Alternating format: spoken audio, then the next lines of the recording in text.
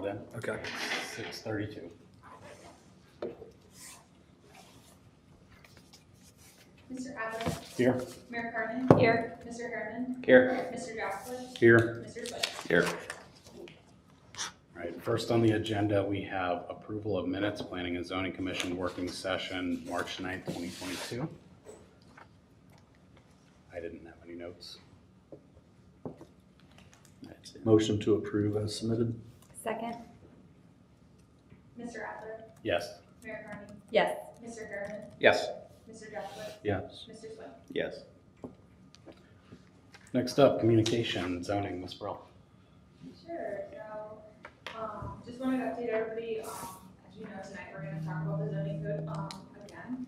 We took the comments from our last meeting back to the drawing table a little bit, and then we proposed some things tonight that we can talk through. Council is prepared to discuss the code probably in the same format that we did last month with a presentation with our consultant at their May work session on May 4th.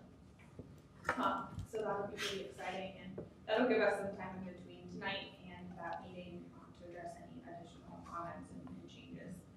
I just wanted to fill everybody in. We have posted a zoning inspector position again. So that's up. If you know anybody, feel free to send them our way. We're accepting applications. Just going to provide an update on some development plans going on. We have a lot happening right now, and it's been a while since I've updated you on some of the developments.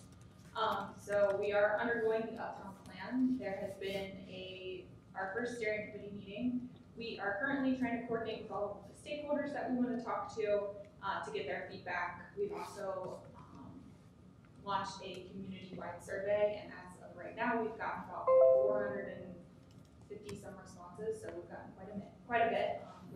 We have one last push before we wrap it up and talk to all the stakeholders so we can convene the steering committee again. We have a streetscape project kind of going on at the same time. The north side of the street there in the Uptown is going to be under construction probably in the fall again. But we're working through plans right now. We had a meeting with some individuals in the Uptown that own the property about some water line issues that will be woven into that streetscape project. We had a kickoff meeting on Monday for the branding initiative. We've already pulled together the village has a marketing and communications team, which will probably serve as that steering committee, but we'll also be talking to stakeholders and in that process as well. We're looking at a date to kind of have the consultant come down and hold all of those meetings, probably sometime in May. So planning on that. We're also working with the developers for the Hamlet project. They are undergoing some engineering plans right now. We had a meeting with them on Friday, quite a lengthy list of comments that they were to address. We're going to be meeting with them in the next week or so about various different things to pull everything together there. As you know, the roundabout is happening. That's under construction there on the 61 for the Derby Station development. Everything seems to be going pretty smoothly. We're handling everything as it comes. There's also some fiber projects going on at the same time, which has caused some confusion in that area, but everything seems to be running pretty smoothly. Madison Meadows, they're currently building houses out there, and they just applied today for some meters and first taps. So those should be off and getting sold probably very soon, so that'll be pretty exciting. And Jefferson Village, that project is at a standstill. We were notified that they were in contact with ODOT. ODOT is requiring a road widening for that project, so they are kind of coordinating with them right now, but as of right now, the project is on hold. So that's all I have. Okay. Next up. I have a question just with the road widening for that. That's the one right behind here, correct? Yep. Are they going to look at like a traffic signal or something with the intersection? Because you're going to have, it's going to be a lot of people with the neighborhoods in that complex. Right. I'm not sure exactly what ODOT is requiring. Okay. We just reached out because nothing's happening out here for a while, and that's just what we were told. So I think that they're still coordinating, and I'm not sure that they even know what the scope of that's going to be. But Do we have any idea how ODOT came to be involved? I mean, because obviously that project went through us. We talked about all sightline issues and we talked about traffic studies and road widening, but it was not a requirement at the time. So did I recall, did something change or how did they get involved? I'm not sure how ODOT got involved on the project. Like I said, that's just kind of all I know is they were working with them at this stage. So I'm not sure how they got involved on that project, but I will keep you posted as soon as we find out more information. Yeah, I don't, I seem to remember it had something to do when they started doing their storm sewer on the project. Somehow, I don't know if they had to do a cut or if they were doing something, but I just remember that seemed to be the triggering event. They ran into some utility issues initially, right? Right. I mean, that was the first thing. They ran into some utility issues underground that they didn't foresee. But they resolved those, so I don't know how the road widening thing got. Are they frustrated? I mean, it's gone through its approval process with us and council and everything else. I just don't know how it changes in the 25th hour. It's done. They haven't stopped the project. I mean, I know they've temporarily stopped it, right? Or is it stopped? Right now, they're just stopped because I think they have to coordinate with ODOT on what the next steps Okay. are before they can. I say, because there's not a lot of room with the road to where the pond that they got.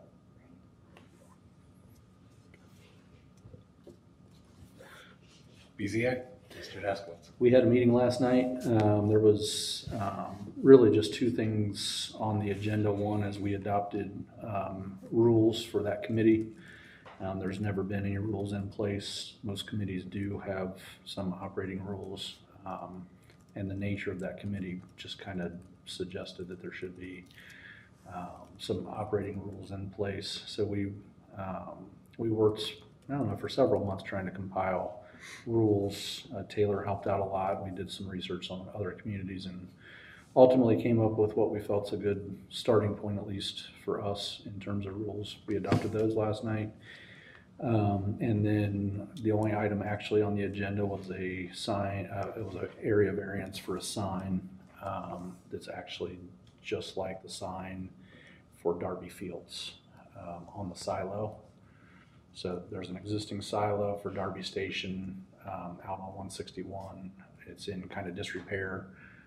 The developer has offered to refurbish or rehab the silo itself, and in the process of, they wanted to put a sign on there, just denoting the subdivisions in Darby Station and Plain City, Ohio on the silo. So because of the size of the actual signage or the letters posted on the silo, it's outside of our zoning regulations, so they had to ask for a variance.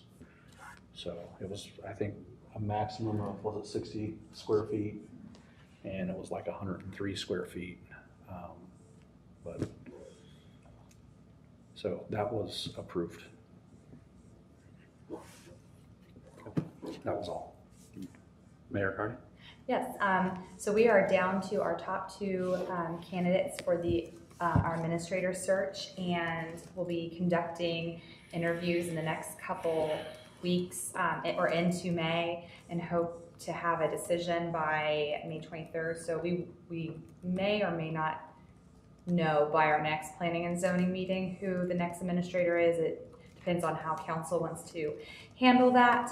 I hosted a meeting on April 11th for Plain City businesses and listened to their concerns of, what they would like to see from the village's aspect of service and how we can collaborate more uniformly together to have better messaging, and from events to ideas of how to welcome new residents, to inform them about current businesses. So there's a lot of good discussion, and with this new communications and marketing committee, I think there's going to be a lot of opportunity for them to be able to kind of develop that like a welcome bag to hand to new residents when they set up their water account or utilities account, to just inform them what is all here, and help to advertise our businesses a little bit better on our end. of the village. So, and then just working with, we had last Wednesday, we had the Wear Blue for Child Abuse Awareness Month, and that was coordinated by the police admin. She did a great job of pulling together staff and getting that promoted. And that's pretty much what's been happening. Just keep working with businesses and residents and events throughout the community. Thank you. Next up, we have our work session for the zoning code draft discussion. Ms. Perler, are you going to walk us through some of that? Yes, so I didn't ask our consultant to be here with us tonight, but I just figured I would walk you through some of the changes. The biggest one being that suburban residential district, and I printed you out the district section of the code as well as the section that talks about conservation development, and then I can kind of explain how we address those. So at that meeting, I know we talked about creating density bonuses, essentially allowances for reductions of lot size in order to, kind of compromise on what the minimum would be. After some discussions with the developer, given just kind of how the district is set up in terms of its uses and dwelling structures, we didn't feel like density was quite what we were after. It was more so on the size of the lot. Because density can mean a lot of things. Once you start adding duplexes and multi-family structures, the density goes up. And it could still look like a single family home on the same size lot, but you drive density up. So how we went about addressing it was, I know we talked about what are some of the things that the village is doing, that the village is seeking from a developer in order to help kind of offset reductions of lot size. So we looked at that conservation district that we already had carved out for, it's kind of an opt-in. So if a developer is willing to give 50% open space, we had an assessment that we were able to get a 50% reduction in their lot size and setbacks. And that was more specifically for the agricultural and rural residential district. But in order to accommodate, a similar sort of allowance or, density bonus program without it really being about density, that's the way we sort of looked at it, is adding the suburban residential district as another opt-in to the conservation. So if a developer is willing, again, to give that 50% open space, then they can get a reduction in the size of the lot and their setbacks. So we started, and you can see on that page for the suburban residential district, we kind of set the baseline, and we broke it down between 1-unit, 2-unit, and multi-unit dwellings. Because, it's all going to depend on the size of the home that's going to affect the lot size. So we started with 8,000, which is pretty close to that. Is what we see out on the development site at Copperfield. So that's sort of where we started, and then allowing for a reduction if they're willing to provide open space. So this is kind of, like I said, kind of where we started. We up the side yard setbacks as well to accommodate it as well. So that, and again, these numbers can be tweaked and changed, but kind of the framework behind the allowances between what do we want from a developer in order to get at these reductions if we're willing. So that's sort of kind of the biggest change based on our discussion and conversation last time.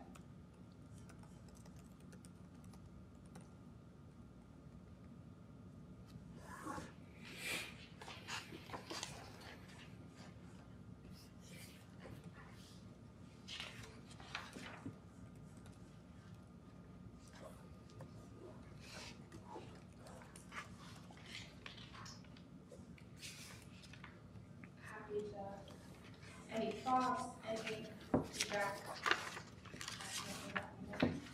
So our goal here tonight is to try to make sure that these, the zoning code rewrite is kind of refined enough to send to council.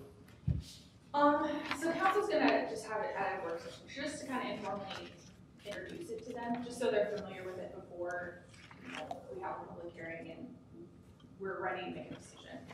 So it's just to kind of introduce them, and I think it's just getting the ball rolling, so when we get to that point, everybody's had ample time with the code, and we've gotten it to a point that everybody's comfortable with. So that's sort of where we're at. The council will not be making a vote or a decision, and you're not to make a recommendation tonight. Okay. It's just sort of, it's also almost like a working session. We work through some of these changes, we refine it, and then we just keep the discussion going. Just a couple, I mean, just looking at some numbers generally for me, I see like we have some 40-foot height max for structures for a lot of them. And I think that's an increase over what we have, because is it not 35 now? Correct. It's 35. And does the fire department have major issues with those 5 feet? I mean, historically, we wanted to keep it to the 35 feet. I don't think the 5 feet. In different areas in town, the zoning code already allows over 35 feet. So, downtown, I think is 60, I think. So, I mean, it's definitely something we just have to accommodate and work with. But the 5 feet is not enough. So obviously, and not that it is definitely bearing or anything, but there's insurance ratings and so forth that apply to like your ability to respond and fight and so forth. So does that affect that, and would there be an overall change or modification to anything like that? It likely, it may have some impact depending upon when ISO is who gives the insurance protection classification ratings. So depending upon when they would reevaluate and what, And would that, positions at that point, it could impact. and that height, obviously, you guys don't have a ladder truck. Correct. So if you had a ladder truck, the height would be less of a concern to you. Correct. But you don't have the ladder, so we have to basically wait for mutual aid departments to move in to kind of backfill where you're at. Correct. And the 35 feet, is that, Taylor, this is for you, the 35 feet, was that the overall building height, or was that to the eave? Depends on the roof structure and the roof type, depends on how it's measured. In our code, so like a hit versus gamble versus flat roof, depends on what they're measured to. Like a gabled roof, we measure to the midline, not like the peak of the roof. Whereas a flat roof, we measure to the top. So it all just kind of depends on roof structure. And is this 40 foot, or whichever the number is that the same type of measurement? I mean, Correct, it would use yep. that same, we're just increasing by 5 feet. Correct. What was the overriding concern or driving factor to increase that from 35 to 40? So we just wanted to give some allowances for multifamily structures that might be taller than 2 stories. Or they might want to, increase the height of the first floor, and then, that drives up the total height of the building. So I know we've ran into issues in the past where developers have had to tweak a little bit to get within that 35 feet. And it's not been a huge issue for them to do it, but obviously it allows, for varying structure heights and roof forms for some of these other sorts of structures. And we have, at the currently paused development here at Village, Jefferson Village, there are some 3-story structures there, correct? Correct, and that was one development that they had to work pretty hard to get within that 35 feet. So just to reiterate, the 5 feet is not like overly burdensome to you. I mean, it's something that you can work with, but it could have some negative effects through insurance ratings and so forth. But nothing like makes you guys stand out and say, hold on a second, we've really got to. No, I mean, if we were looking at, 50 feet, And so we do have a structure height of 57 feet in the corridor district. Maybe you can put into some, and I don't know that you know, but some of the buildings downtown, do they approach that, like maybe the Clock Tower building or Hooterd's building? I think even the clock tower building is. Because it's only 2 stories, but it's tall. But what about, I don't even think it really comes close to the. so the 57 foot in this corridor district? Some of the challenges, or at least especially with residential developments in the 35 and the 40 feet, is the potential for us not necessarily to use carry ladders, but ground ladders. So, I mean, they're pretty much limited to 35 feet in height for ground ladders, otherwise they become, they're not very good looking. So, that's kind of where I think that 35 feet came into play. When you start getting into commercial developments or downtown, in the buildings that are higher, when we do move into like the area of ladder trucks where, then we start looking at access and, that's some of the things that we went through. Jefferson Village is access for the trucks to get into that space so that we could access the road. But with the residential developments, more of the issue is just the ground ladder use and placement. So our tallest ground ladder is 35 feet. And is that a concern to, like, for rescue or for actual firefighting? Because I'm thinking if it's rescue, you need to get to a window, not to the top of the roof. Correct. So the 35 feet still going to get you, I mean, even the 40 feet, you're still going to get to the window. You're just not going to get to the midpoint of the roof structure. Right. That's why I say it's not, we're not talking like from 35 to 50 feet, that would be a little bit different, 40 feet.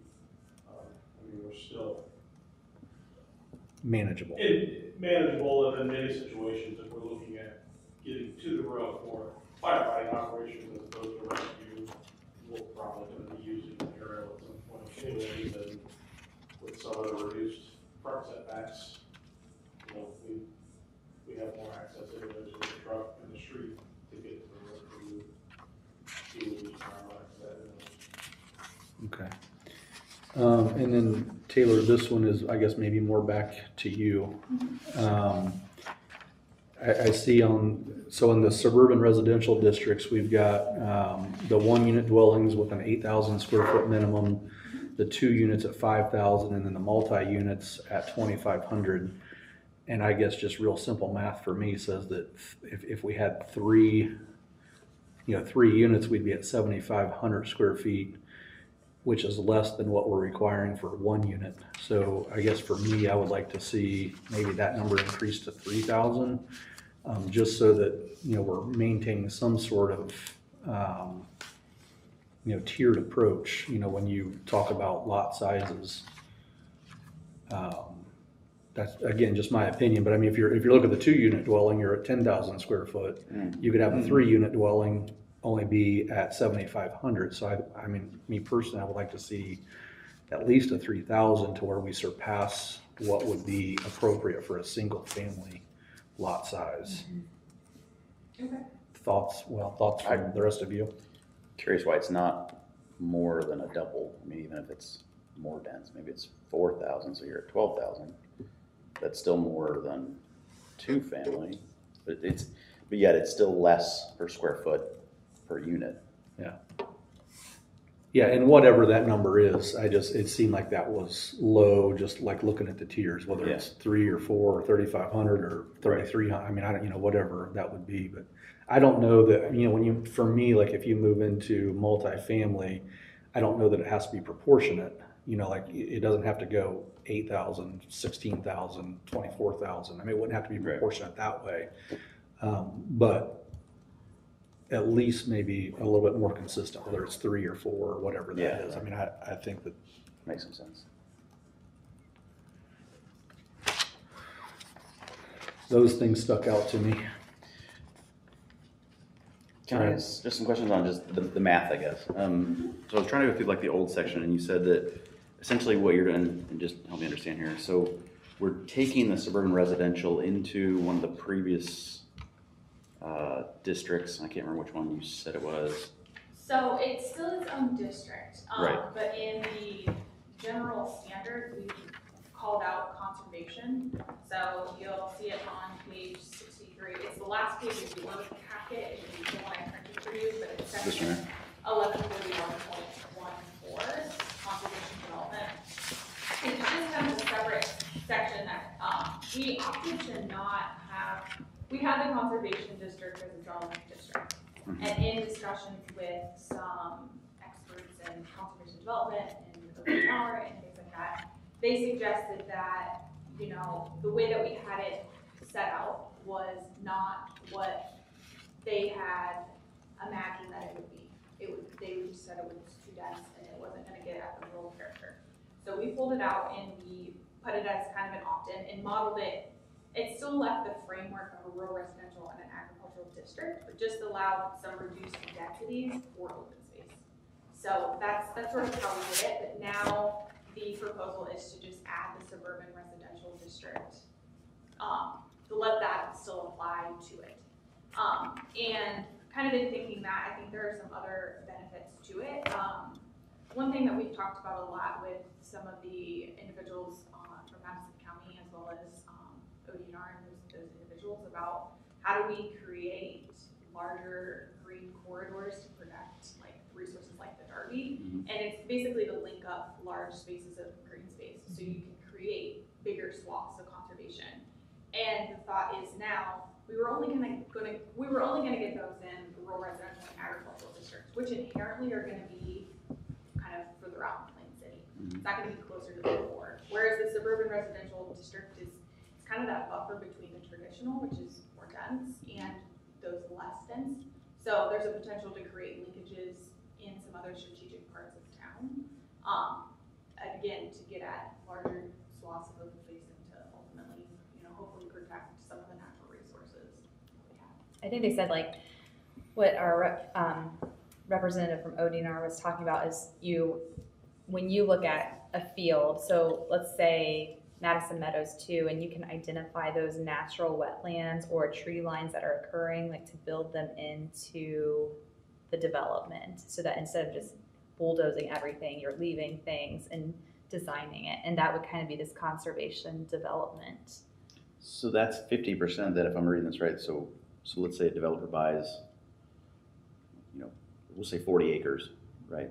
So if they want to build let's say a 4,000 square foot lot development, they would have to put aside 20 acres of that as conservation, which wouldn't be then, and if I'm understanding right, is the definition, I guess, of conservation that it is left, or is it just that it is green space? So there's provisions, I believe you guys got that second page on what the design and maintenance has to be, which talks about how it has to be permanently dedicated and how it's maintained. But the idea is that they're gonna leave whatever is there and just kind of restore it. They're not gonna, you know, level it and just leave it as grass, unless it's already existing as grass. Yeah. It would just be I'm curious, like retainage ponds and stuff, like does not count. that does not count as conservation? No. Okay, that's. I think bioswales is what they're looking for in terms of, well, that would be additional. Right, if it's like a bioretention basin for the purpose of, that's how they have to maintain stormwater on the site, that does not count into their open space requirement. As the conservation. That's good. Okay. Yeah, currently, our open space requirement is 30%, and those features, again, don't count. So in this dedication for conservation, again, the same thing would apply. Okay. They can't just carve out a detention pond and say, well, that's 2 acres, that's your open space. Yeah. It doesn't apply to those features. Okay. Like the Runner-Hofbauer Preserve has dedicated conservation land.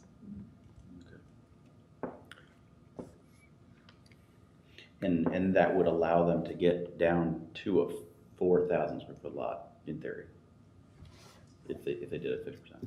Correct.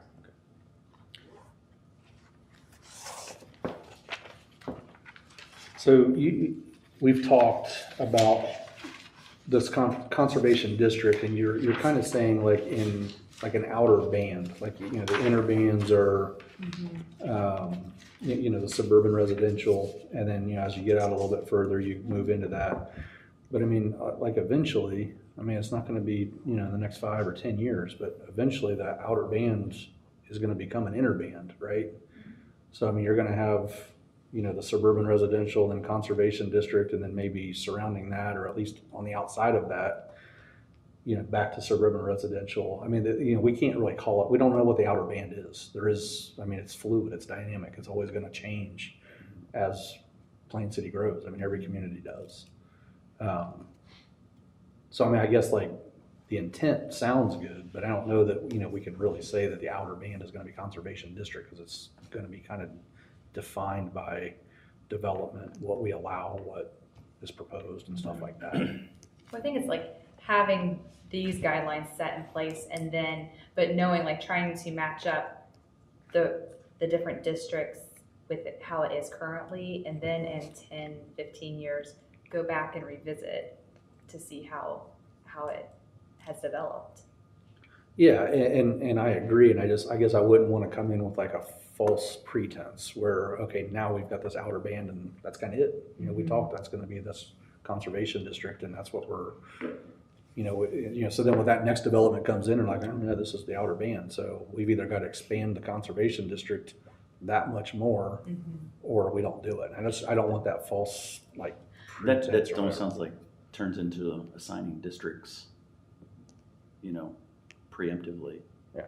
Which kind of goes to Mr. Terry's comment, I think, at the last meeting, where we're looking at the land more holistically and in the future, I guess, and trying to pre-design it. Yeah, I think a lot of it relates into the land use map that's outlined in the zoning code, and just making sure that's up to date. Because that's sort of, I mean, that's what you guys use to apply as developers come in, and that's as annexations come in and they want to rezone it to a district. That's sort of guiding what the village wants to allow, like that type of development in that area. So all of these things work together. Like, we can't preemptively zone something that's not within the corporation, Right. but we can, you know, call out in a plan new document what we identify that land use to be.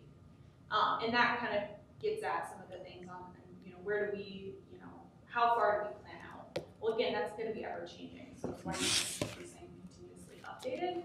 And I think part of the benefit of not having a specific conservation district, and it still follows the framework of some established districts that we already have, is that you're not sort of segmenting that use to like certain pockets. It's kind of, it allows it to be a little more free-flowing, because you could have something that's zoned suburban residential and rural residential, and they still have that conservation component, and they can link up those common open spaces, but they might follow a slightly different development pattern.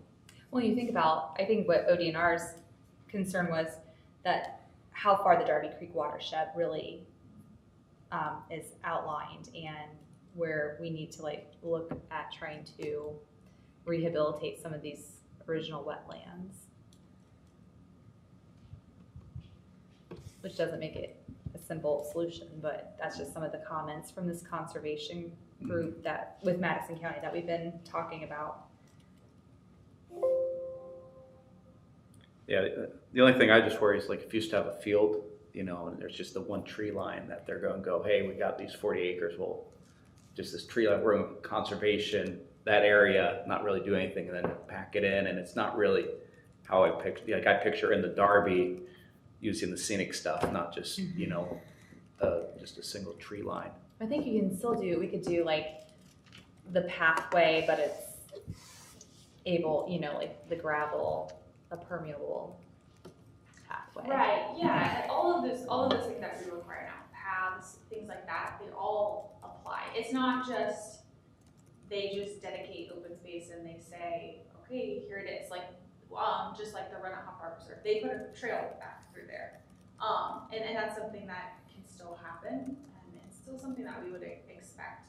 I mean, and that's where your guys' role comes in, as, you know, the code sets a framework, but in terms of design, layout, aesthetics, that's something that you guys can weigh in on, and sort of talk through a site So they'll come in and they'll meet all the standards and say, I've met all the standards, but then you'll say, well, okay, let's talk about the layout, let's talk about the visual aesthetics, let's talk about, how we can, create this large space, this large open space that we talk about to make it more of an amenity, just like go a little bit beyond what just kind of black and white on paper. I mean, no, I'm glad you brought that up because we had a discussion, and I don't remember which one it was, but it was over here on Chillicothe that was right against the Darby. And there was a lot of discussion about the sidewalks. And at one point we thought they were connecting with the bike path or some future path, and that didn't turn out to be the case.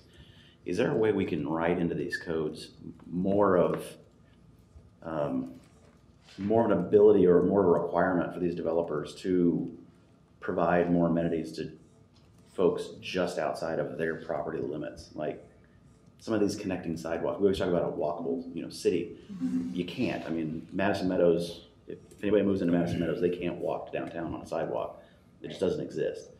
Can we start to work with some of these developers to get some of these amenities so that we can really truly start linking some of these communities together or creating some of these amenities that spill over, I guess? Yeah, so I just want to make sure I understood correctly. So we already require developers, they have to put a pass to the extent of their property. Yeah. And the goal is when the next development comes, it'll link up. Right. And then eventually you create these linkages. And right now, we have Madison Meadows, and then there's a portion that's out in the village, so it doesn't connect. But it's hard to control and to require some of these things, especially if it's not within population limits. Right. But the ultimate goal is to create connectivity and linkages. And that's kind of where we're at, but I think we're at some of the beginning stages of it to where there's not the next thing there. And we've worked some, so Darby Fields is a good example of that connector bridge that would go over to connect to the further sidewalk network that would eventually take you up into the uptown. I think those things are coming as, development comes. As the next development, if there is one out in that area, they would obviously, we would ask that they link the sidewalk network up. The same thing with roads. That's why we have the stub streets too. So we can create that connectivity into that next development. Just so you create more of an interconnected network rather than just pockets that don't connect. And I think we're looking at doing the corridor study next, and that will help connect the west side of Plain State to the east side. Yeah, and that would be something that would be a requirement too, as things get redeveloped in, on 42. The requirement that they have to put in a sidewalk, things like that, where it's almost got to happen before you can require it, because once it's already established, they get grandfathered in. But until they make an improvement beyond the threshold, requiring that they come into compliance with code, there's really not much we can do right now. But the provision that they have, that's required, is kind of already in the code in terms of providing, we designate that they have 8 to 10 foot microbiker paths and things like that. Mm-hmm. Those are in there.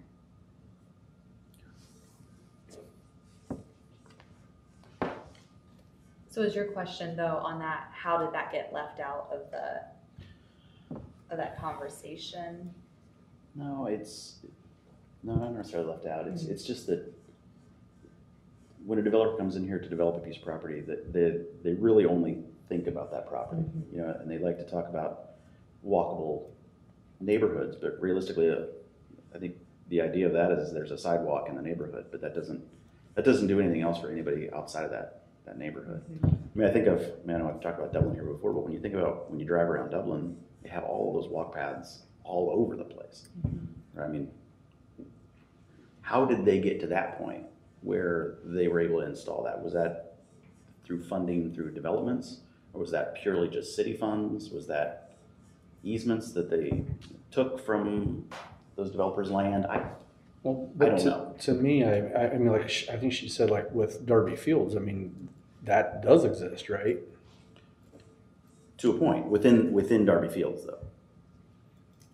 So it'd be an impact fee though, right? Not really, because it's stubbed out to go to the west up Converse Huff for whatever that next phase could be.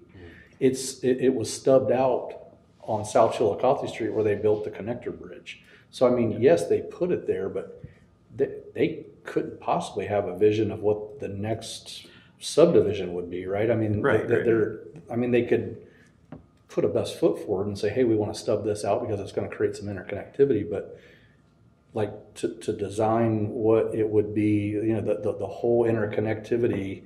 I mean, we don't even know where roads are going to connect, let alone You wouldn't have a bike developer paths. do that.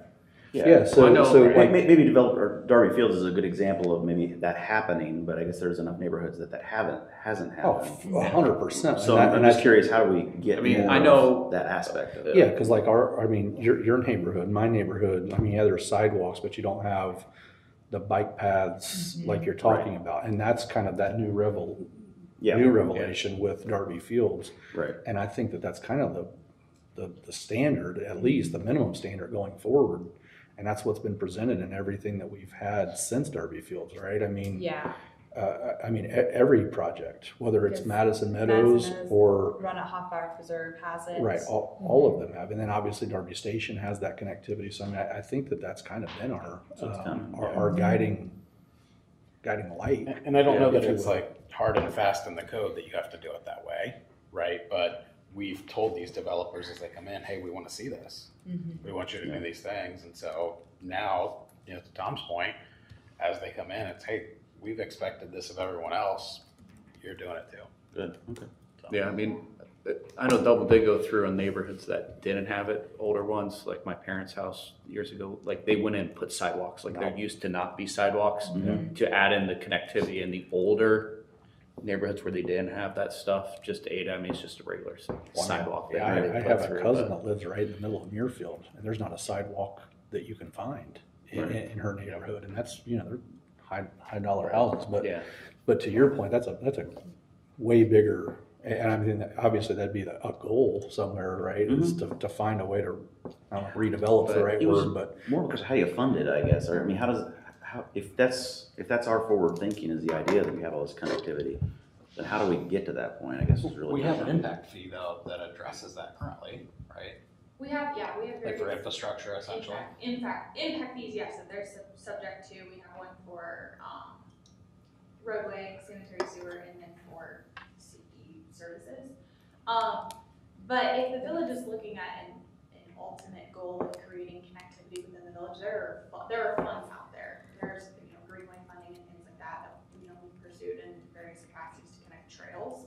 So it's kind of twofold. So the developers are obviously required on their projects to create connectivity, but the ultimate connectivity of the village, I think it's gotta be a goal of the village on where we make these strategic connection points on property that's beyond, what's being developed. So if we are looking to increase it on 42 corridor, we might have to do something very similar to, what Dublin does is they leverage pots of money and they go in and put in the infrastructure. Yeah. We've talked about, how do we make the intersection of West and 42 a little bit safer? There's money out there to go out there and obtain, to make, crosswalks, sidewalks, and just safer facilities, but that's within our right of way, so the village would have to, fund. Okay. Well, and I think, probably Brad, at least this is what I'm getting out of what you're saying is, like, we look very piecemeal at, in this body, right? We look very piecemeal at developments, and it's like, okay, does this meet this requirement or this need or this whatever? And, I think you're wondering, and I've often wondered, who looks at a bigger picture, Right. that more of an overview. And, we've not had a village planner, historically, and that's positions that's not existed until Taylor came. And I hope, that's what her vision is. But I think, somebody deciding like, what is that overall vision? Like, where are we trying to get to? Right. That's kind of what I'm getting out of it. Like, how do we really create that connectivity beyond the piecemeal developments? Right. And it's a great question that I don't have an answer to. But we've talked in this setting before. Is like, I wonder. Just as an example, I give two examples.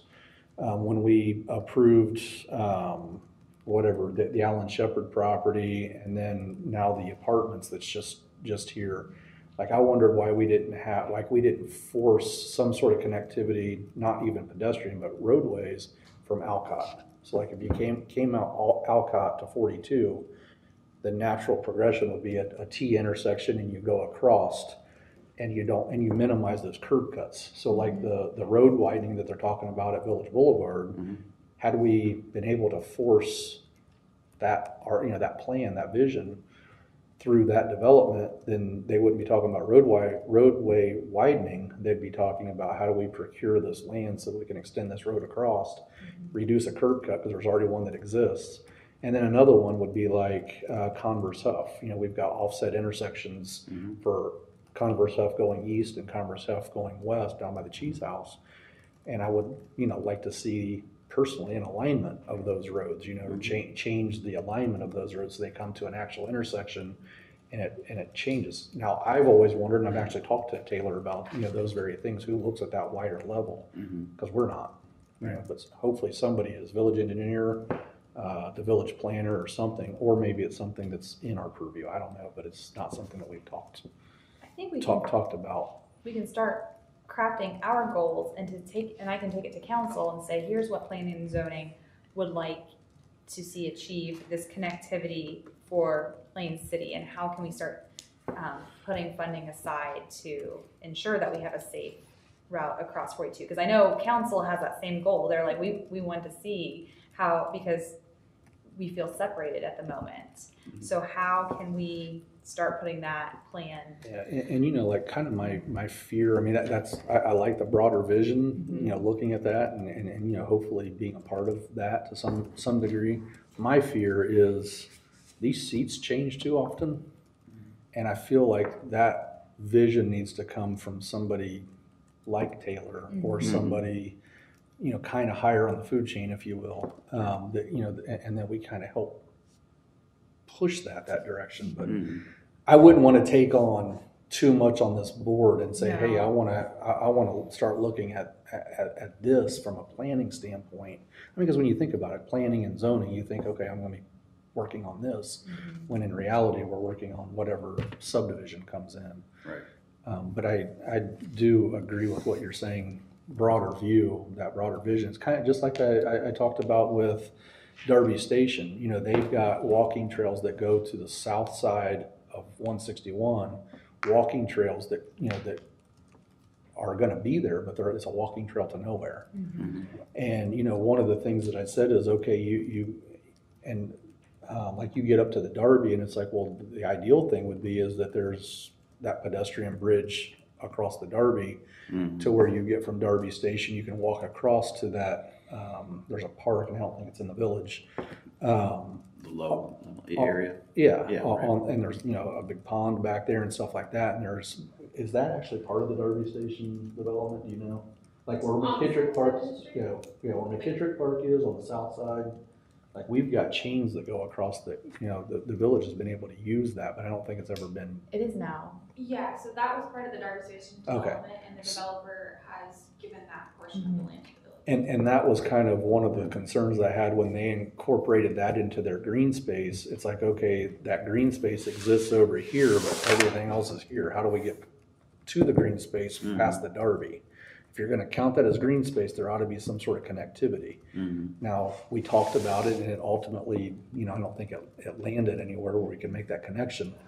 But, I mean, I think that's kind of what you're getting at. And that's, what, I would like, definitely I agree with what you're saying. Yeah, no, That's what I'm saying. Well, I think, Go ahead. I was going to say, I think that's kind of like what, Mr. Terry was saying at the last meeting. It's like just having that broader view. Like, we're talking village limit stuff, but as we expand out, how do we want to shape that expansion? And we kind of have to merge the two. So I think then as developers or stuff comes in, we kind of know the direction it's going. But that's that double-edged sword. We can't really plan for stuff that's outside. Which part of that comes through that comprehensive plan? I mean, they set kind of ideas or those goals for land use for land that's not in the village. It's not being proposed for development or anything. It's just like, hey, I think that, this is, kind of fits in with that theory or, ideology. So I feel like you have to do that as a village or a city or whatever, right? You have to be forward thinking enough to be able to look at property that's outside of your limits and yet plan for it.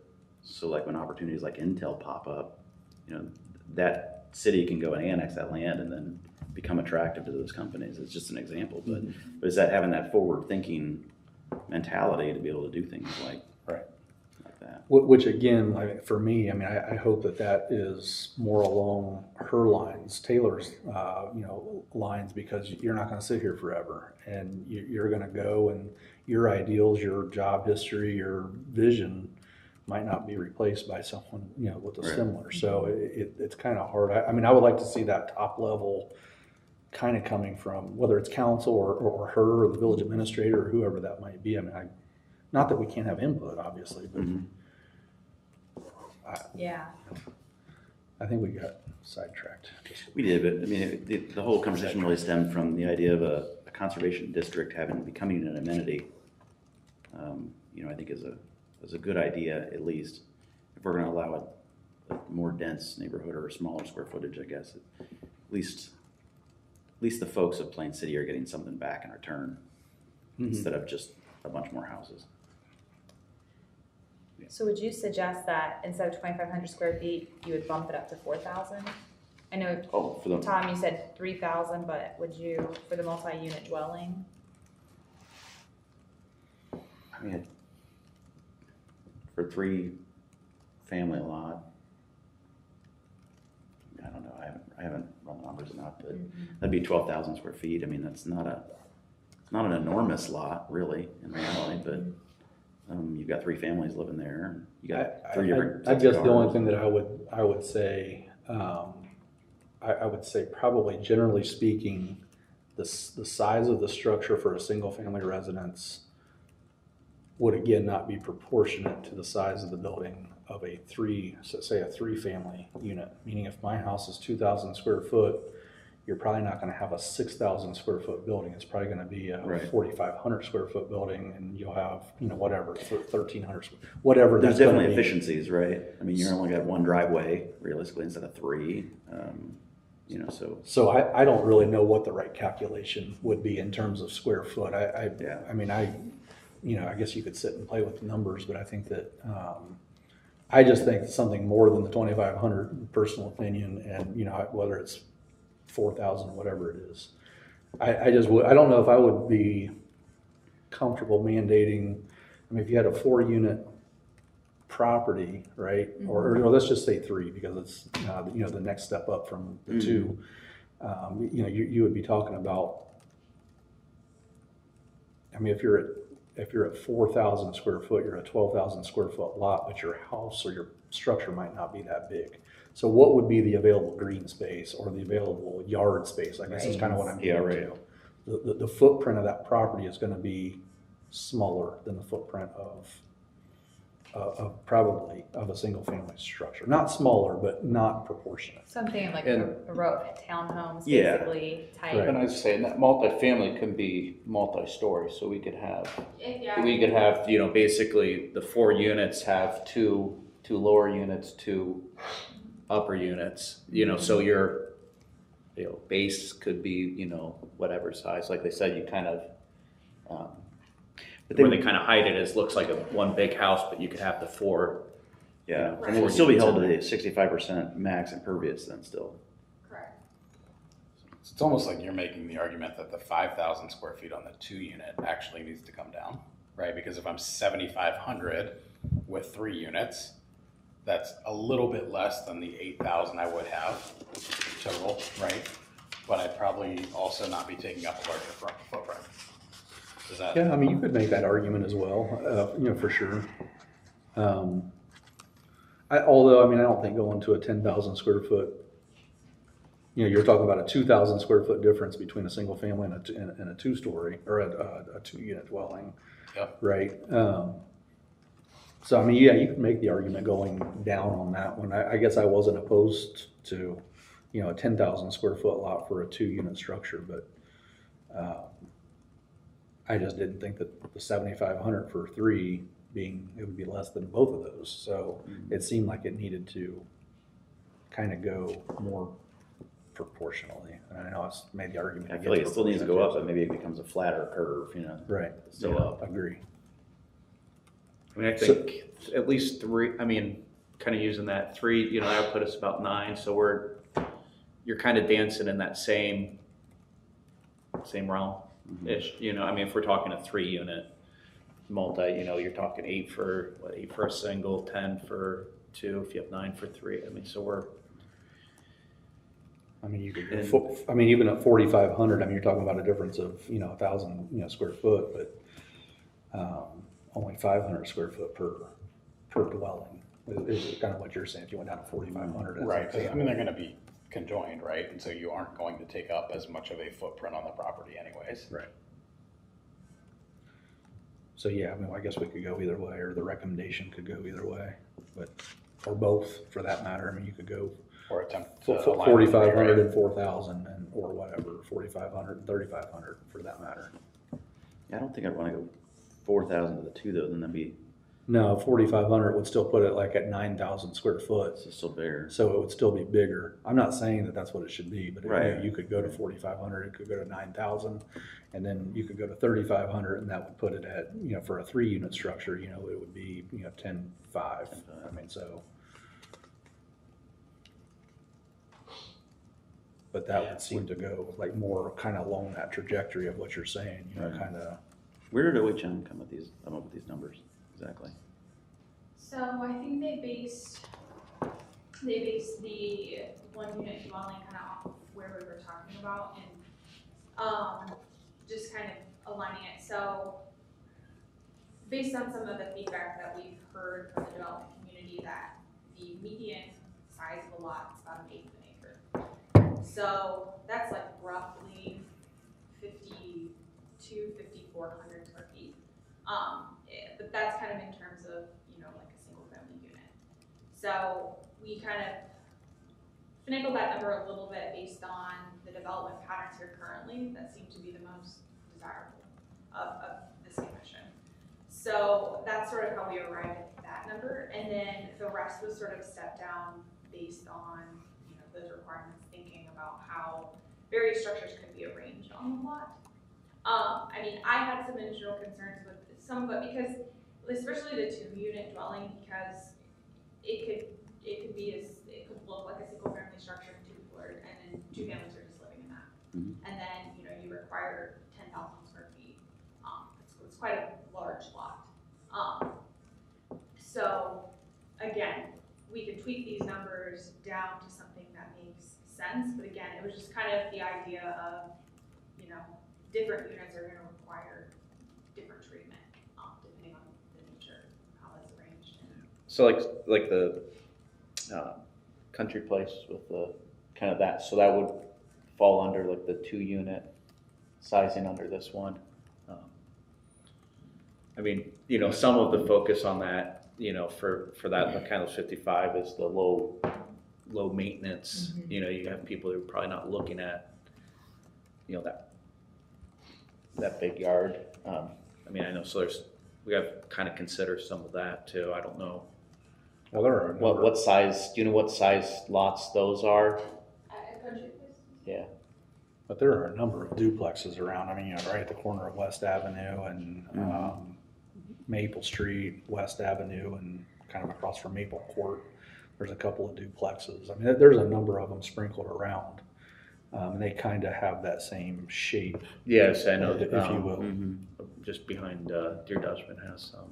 It's the same Yeah. owner, I think, is buying those and building those. I'm sorry. Same owner, I think, is buying and building that kind of model around West. Yeah. Jerry Miller, I think is his name. So, yeah. That's interesting.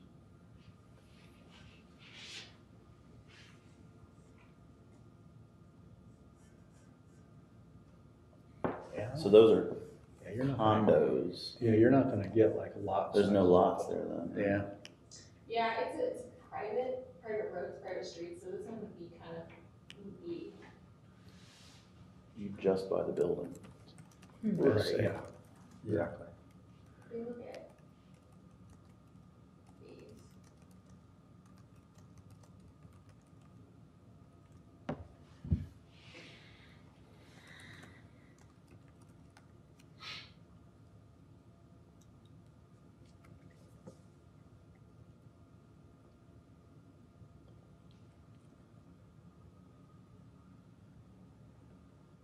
So that's why I thought I didn't I don't think it shows it. You said acre 0. Right. Huh. Cause yeah. Okay, is there a measure tool? Yeah.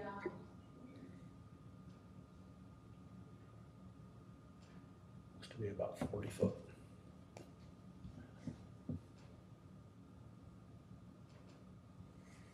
Yeah, so it's about 5,000 square foot per. So that's a little bit bigger. than That's a little what bit we were bigger, talking yeah. about. But that's a good way to look at, that's a good representation to understand what we're talking about at a 5,000 square foot lot. Yeah, I know people that live back there. They're actually, I think, pretty fairly sized lots, especially for the Yeah, the market that it serves. yeah. Well, it looks So, like they get larger as you go a little bit further down the street too. Yeah, it's kind of tapered off there. Yeah, right. Yeah. Yeah. I wonder how big those, like 304 is, because that looks considerably smaller. Clear over on the right. Yeah.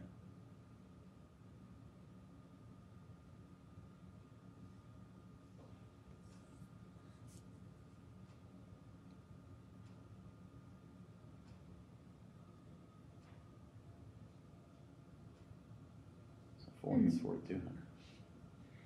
But it looks like well, Yeah, so we have it at 5,000. I still think that's a good representation then, you know. Yeah. What we're saying here is, Yeah. if we maintain a 5,000 square foot lot for a double, well, Yeah. I think it kind of shows that you can't really build a double in 5,000 square feet, realistically. Isn't it Maybe for? it'd be per unit, I guess. That's Yeah, per yeah, unit, so right, that, you know, that would be, 10. that's a 84 to 100 Yeah, lot, I guess. I mean, if you look for the duplex. yeah, right, 8,400,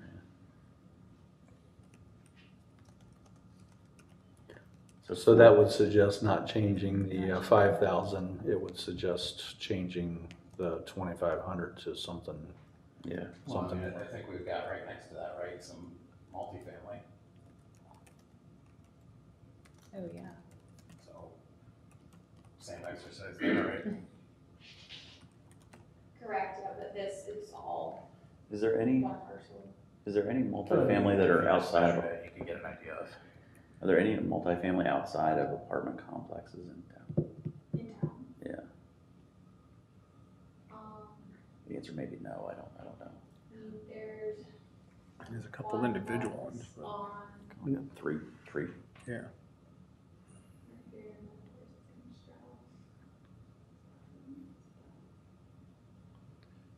Oh, you're gonna go to this.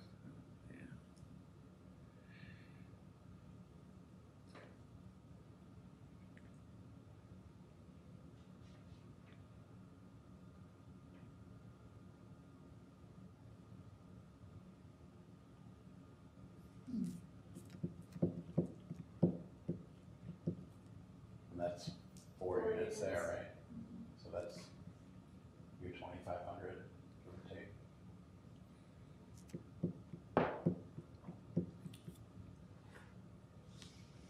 So I like the 3,000 then, so, I mean, buffer it a little bit. Yeah. You said that's 4?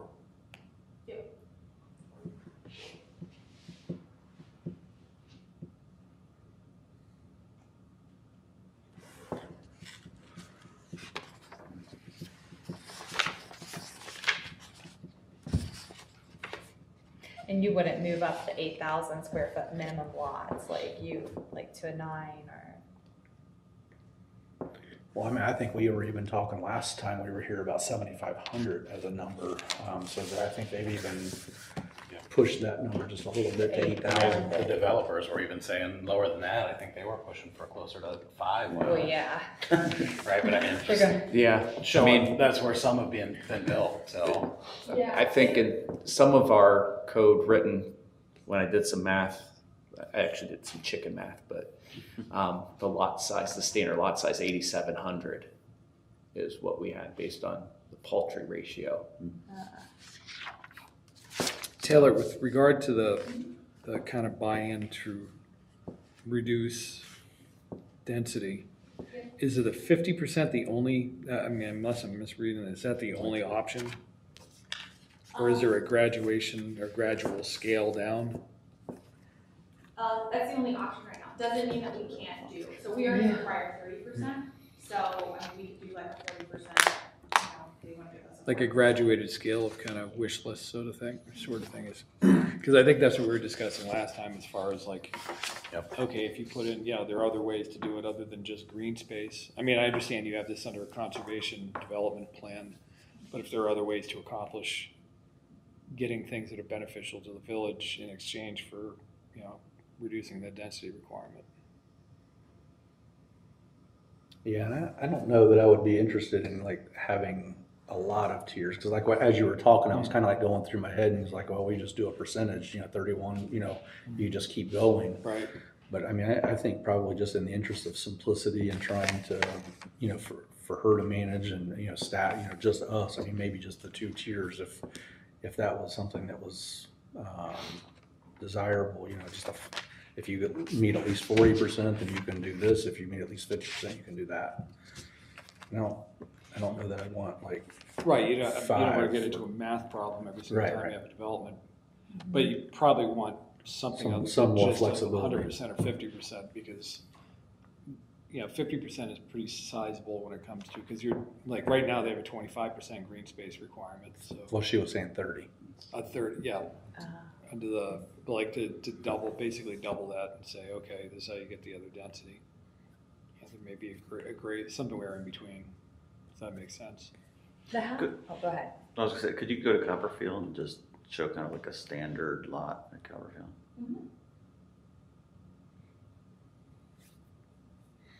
Don't pick the mayor's house. She lived. Doggy estates. I was gonna say, she lived. Find a square one. I'm just kidding. Yeah.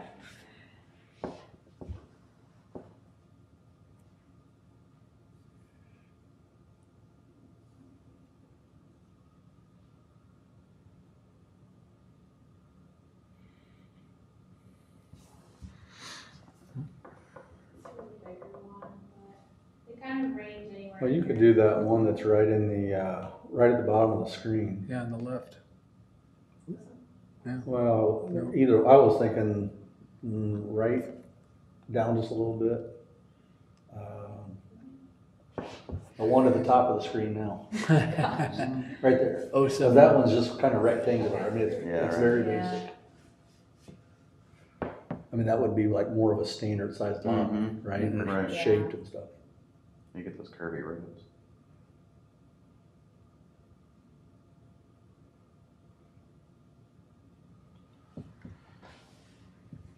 It's not that much bigger than the other one. Just the house is bigger.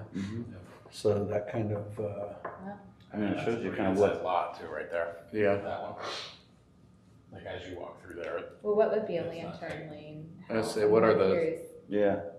I can give you one too on Little Creek. These ones are, I feel like some of these are a little bit of a step down in terms of lot size to some of those ones in Copperfield.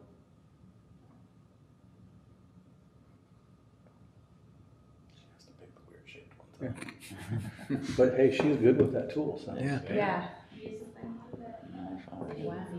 That was 94. Yeah. So they're all sitting around, like, right around that 9,500. Yeah. Yeah. Which is kind of what you were saying, right, Jody? Yeah.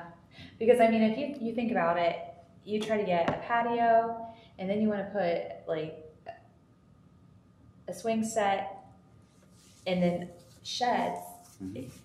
You barely have any yard space left.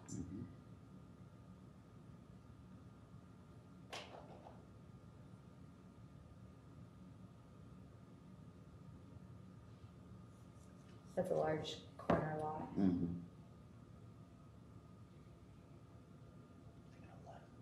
Yeah.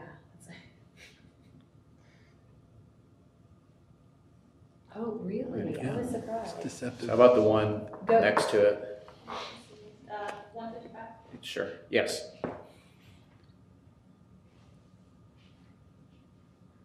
And this is still carriage. Yeah, that says Estates. 95, I think this is Yeah. broken. Oh, okay. Oh, yeah, okay. Can you go farther or down towards Chillicothe? Yeah, you get some very Okay, yeah. big lots there. These are newer houses there.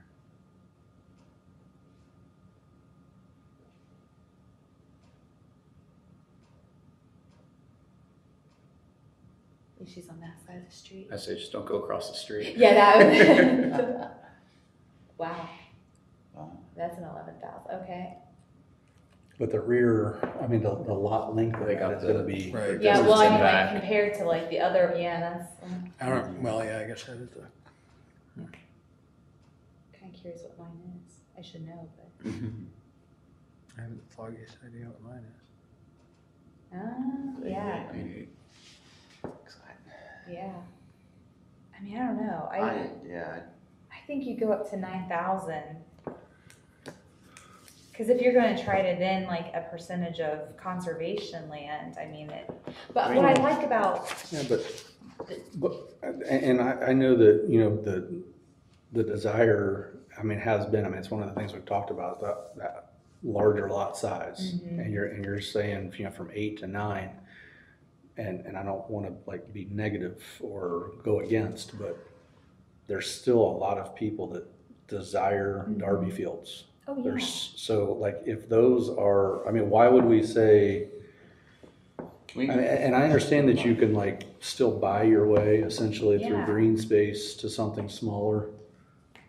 But I don't know, I guess, I mean, my lot is probably even bigger than that because I'm in a court and it's Yeah. even, you know, bigger. the And I like cul-de-sac. my lot, you know, my lot, but I know that there's, the market has shifted and people don't necessarily, everybody doesn't necessarily want that large lot. right. But I think that's what that's what's available right now. Because you hear, I pull Right, a lot of people over there and they say, oh, if we could, you know, have a little bit bigger side yard. And again, like if it goes into the back, you start adding in all it's the patio and gazebos and. I guess for me, Yeah. I just struggle saying everybody should have Oh, something no. as, you know, the size of my yard. I Sure. think that my yard is the right size yard, and if it's different than that, then you have to do something different. So let's take Darby Estates, for example. You have the corner lot that is like, or like those couple lots that are 11,000 square feet, but then you also have like the ranches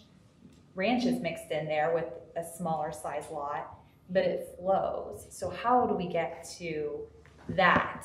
How do we get like the flowing? Yeah, so I think, don't think of it in the realm of you set a minimum, they're gonna come in and build the minimum every Right. time. They're not.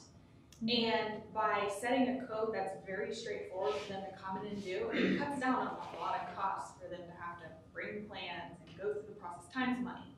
So if you can make it a little more straightforward, there is a potential that they're gonna save money there, that they're gonna put money into development. And that could be for the benefit of the community. Maybe they will invest more in the architecture. Maybe they'll make bigger lots. You know, I think I wouldn't be afraid because you set a minimum that everybody's gonna come in and build to that minimum. They're not. The market's not there, they're not gonna build to it. And they had said that the minimum, about the median is about 1/8 of an acre, which is about 5,200 something, square feet. So that's about the average of what they're seeing and what they're currently building now. But again, there's things that are smaller, there's things that are bigger, because that's how they got to that point. But then you create the potential that they can mix something that, I mean, and as we saw through this exercise, sometimes it's deceiving. The lot looks bigger than it actually measures out to be, or it looks smaller. But they can potentially create that mix, and they're able to do it within the same district. So you don't just get pockets of things that feel really dense, and then pockets of things that are maybe not as dense. They can mix it. What about the cul-de-sac back here, like the very first section of Darby Fields that was not Alderwood? You go through Fanshell, is it Red Knot? Red Knot. Like the very back, like, that triangular lot.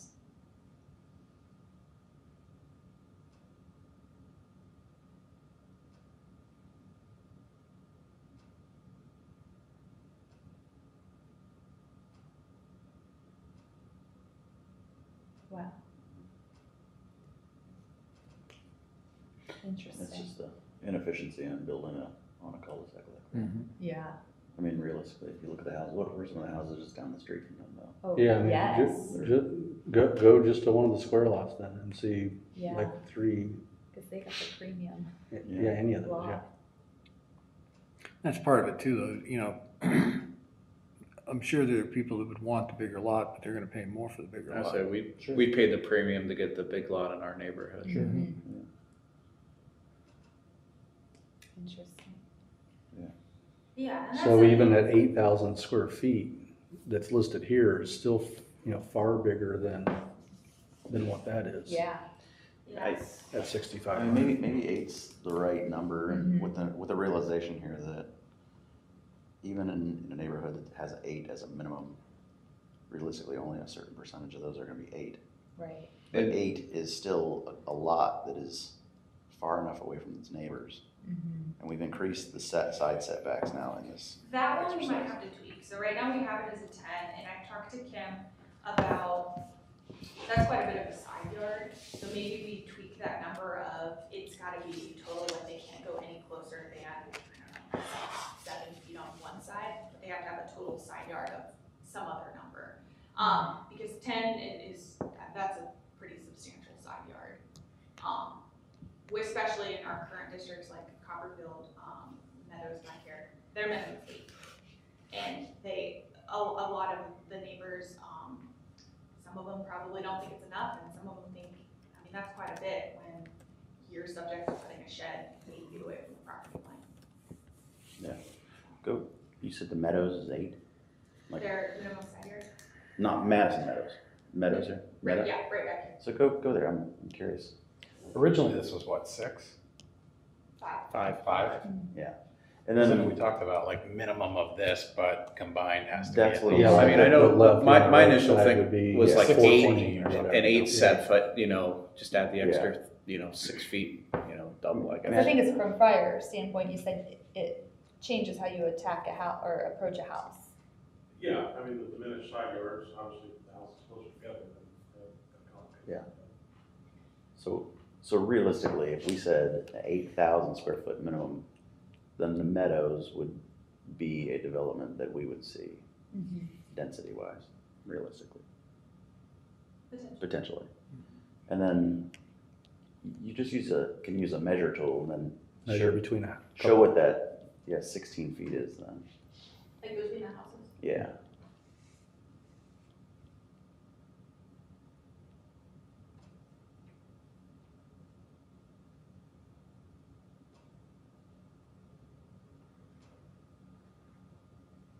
They're about 7-ish. Again, this isn't accurate, but Yeah, their right. minimum is 8 feet, so it's probably about what that is, that property line.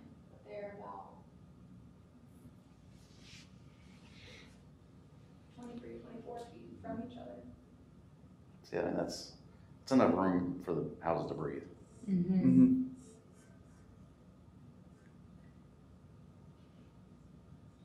Right.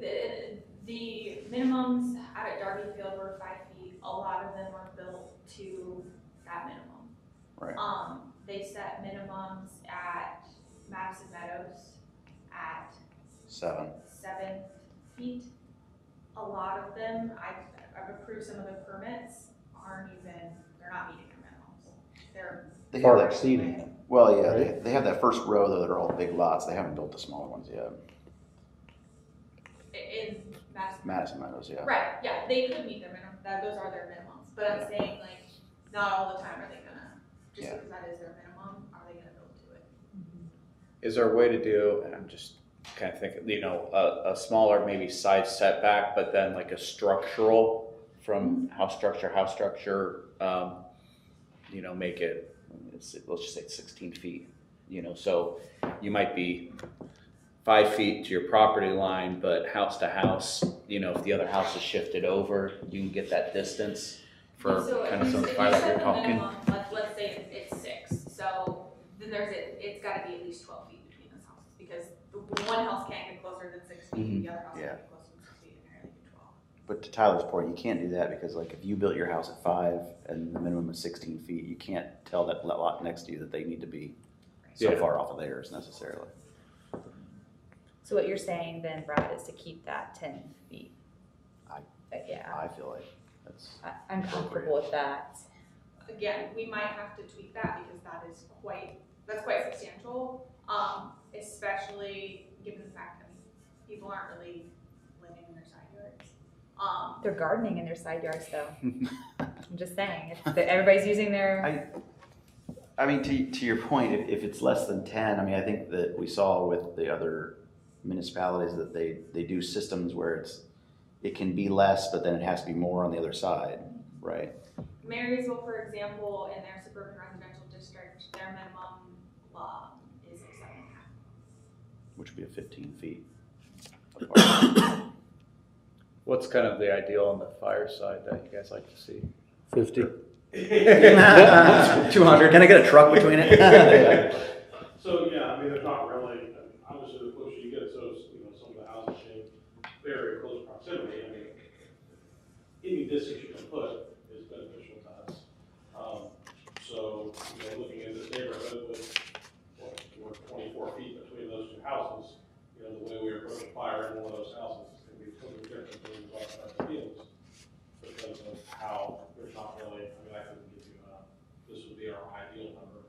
It's just.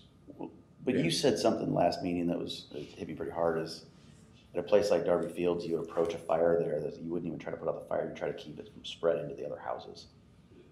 In theory, depending on the size of the fire, I mean, you get a house close, the houses that are that close to each other, I mean, we could be in a position where you're not, Yeah. you're having to look beyond the house that's on fire Yeah. to make sure that because once it moves beyond that house to, the house on either side, then you've got two more houses that are just Right. 8 feet apart, or Mhm. whatever. the Right. distance is. So, So Taylor, you said that you might have to go less than 10 feet.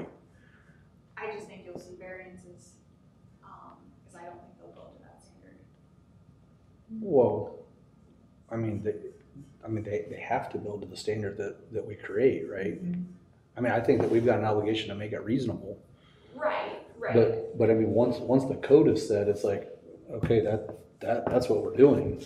And it's not gonna be, we're not gonna have, an MI that's gonna come in and say, okay, we wanna file a variance request for 150 lots. I mean, they're gonna build to the standard that we set. Now, I think that we've got an obligation to be reasonable in whatever that number is. If it's less than, 8 seems, I mean, if we're talking 5, I think everybody's kind of on maybe the same page that 5 is too few feet. It's not big enough. 10, you've just doubled it. Instead of having 10 feet between houses, now you've got 20 feet between houses, and that is a lot. And I think it comes down to, what are people willing to pay for? And the developer was here and he said, look, people want to take that $30,000 and they want to put it into their kitchen. They want to put it into their great room. They want to put it into their bathroom. They don't want to put it into their side yard. They don't care. So I appreciate the things that both of you are saying, whether it's gardening or aesthetics or privacy or whatever those things are. And I think that those are all valid concerns, but what are people willing to pay for? And I don't know what that answer is, but I mean, like when you look at, if somebody said 10 foot, yeah, that sounds good. Does it have to be 10 foot? No, not to me. Does it have to be 5 foot? That seems light. Is it somewhere in the middle of that? And we, come back to 8 foot, which is what Taylor said is, what your neighborhood has been. Mm-hmm. Yeah, right. So, I mean, that's, doesn't seem unreasonable where you're talking about having a minimum of 16 feet in between homes. And in this case, there's a minimum of 16 foot in between the house, and there's actually 24 foot in between the houses. Go to the other side of that house. I'm curious if they did a similar system to the kind of what we were talking about before, where it's maybe the minimum is 8, but Looks like it, right? I say that looks a little symmetrical. Because I'm almost in the ballpark of, what if minimum is 6, but your combined total is, like a 14, right? So if I'm 6 on one side, I gotta be 8 on the other, right, as my combined total, and that's allows you some variation too. yeah. You might get some where they're 6 and 6, right, and it's 12, and it's a little tight, but still wider than they were proposing. And then on the other side of that, you're guaranteed to get at least 8 on the one side. You might get a bunch that are 8 and 8, Yeah, I think we're saying the or same you further thing. apart, We, right? we can argue about like what the number is, but maybe it's Yeah. not asymmetrical. Because Right. 10 to me does seem substantial. I think it's a pretty What's that one pretty big there minimum. between those two?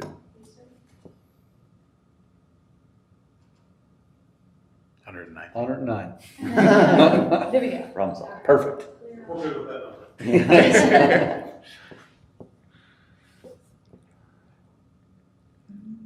So, I mean, that's pretty close to the 10 and 10. I mean, I know. yeah. I mean, I walk this neighborhood every night. They're not crazy far apart. No. To me, I'm more in the ballpark of like, I'm not living in my side yard. And it's less I got to deal with. I get more in the back, right? Or more in my front lot. But again, it's how close you are to your neighbor. I mean, But nobody has windows on the side of their house anyway, so it's not like you're looking out the window seeing your neighbor. For the most part. Hopefully you don't. The one So you won't with that. Yeah, I think what Mr. Adler had suggested with your minimum is this, but your total has to be this. It was kind of along the rounds of what I was pitching back and forth to OHM, but we needed a number to kind of put some things, just to pitch it out there. And then I think measuring and giving some perspective is helpful. In my opinion, that's the way to go. You get more variation that way. Sure. Right? So maybe instead of 6 and a combined of 14, maybe it's 7 and 16. I mean, that's getting you guys closer to what you're semi-comfortable with. Right. that's a little 8. I'm gonna push it to 8. 8 and 20. Yeah. Yeah, Which is less than 10. I would just caution with going too far off base of other communities and other development patterns, because as Mr. Jackson had said, yes, the code is set at a minimum, they have to come in at that. But if you start setting things that are unreasonable, you run the risk of no development at all. So I think there's a lot of merit in saying that, you know, there's the duty of the village. If development is what we want, it has to be a reasonable compromise. Yeah. This will be curious. I'll be curious to hear what council will comment on this portion, because I know that they have, when looking at plans, they have commented on the side. I mean, I'd be, You did five to me is just way tight. Didn't you do some informal studies ahead of the last meeting? You No. looked at I'd say. That was an Excel sheet I spread. He had the spreadsheet. so like you looked at Dublin as an Yeah. example. You still and- have that? Okay. And what were the side setbacks there? Hopefully she's got it. I say I didn't. No, I gave it to you at the meeting. It was on a jump drive.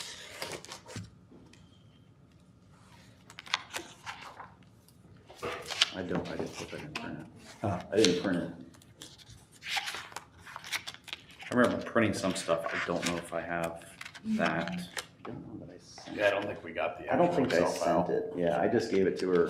Yeah, I don't have that. You don't have it? No, I don't have it with me. I can get it to you. I could send it to everybody. Yeah, shoot. On my computer, I had all those things bookmarked there. Here, let's see.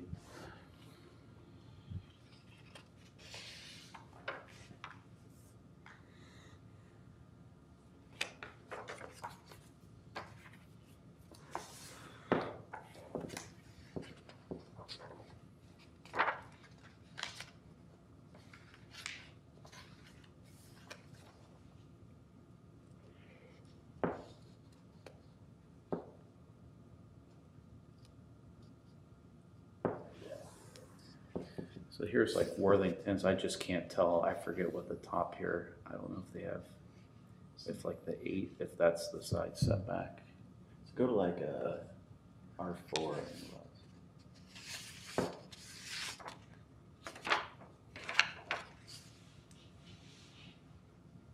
So R3 is gonna be a similar.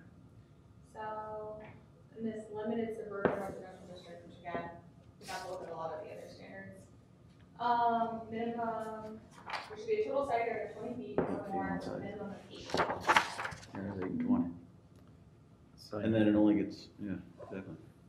18 feet or more with a minimum of 8 feet on each side. Number 3 here's doubling. Yeah. So if you look at the R3, same thing, they have to have a total of 18, 8 on one side. And like I mentioned, in one of Marysville's district, their side yard setback was 7.5 feet just across the board. I think I could be comfortable with the 8 feet and 8. 20, 8 and 20. yeah. How about 818 to match Dublin? No, they're 8 and 20. Depends on which What he district. just showed. Oh, I think the one on What was R4? 80 feet for the width. So we looked at R3 and we looked at one other one. That's I think R3.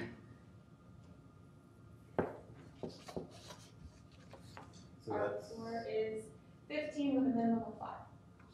Shall be building on each side of 20 feet or more. So that is the most dense district they have. So they that have, includes yeah, 8. it's like R3 in Dublin, it's 10,000 square foot lot. Yeah. And then that's going with the 8 and 18. And maximum height of 35 feet.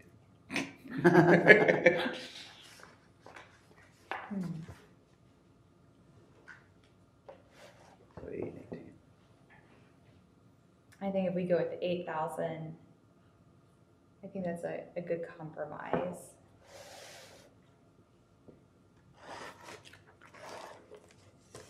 $8,000 and what was the rest? The 8, like 8, 18. 8 and 18. It's less than 10. Yeah, I mean, obviously, we're not here to decide, right? I mean, we're here to try to have some input and offer some recommendations for council or whatnot, but. Yeah, I guess what is the proposal? I mean, we don't approve. We pass it on, correct? Like we. The code is passed in totality. So if this one thing is the hang up, the whole code doesn't get passed. Oh, sure. No. I know. I meant like who is the approving body? It's actually You guys make a recommendation to council. purely a recommendation. Mhm. Okay. We can still vote on like that recommendation, like to send it on. So like if you didn't have, if you weren't happy with an area, you can vote, no, I'm not sending this on. Right. Yeah. if we do that though, doesn't that kind of pigeonhole council into having to look at it the way that we recommended it to them? Yes, so if you, as a body, make a recommendation to council, and I'm gonna have to do my math, I think it has to be 3/4 vote. So if council rejects or amends the proposal coming from this body, it would have to be by 3/4 vote, or 5 out of 6 would have to agree to it.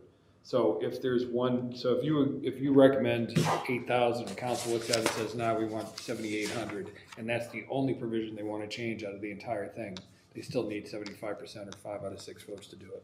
Holy cow. So we got it right here.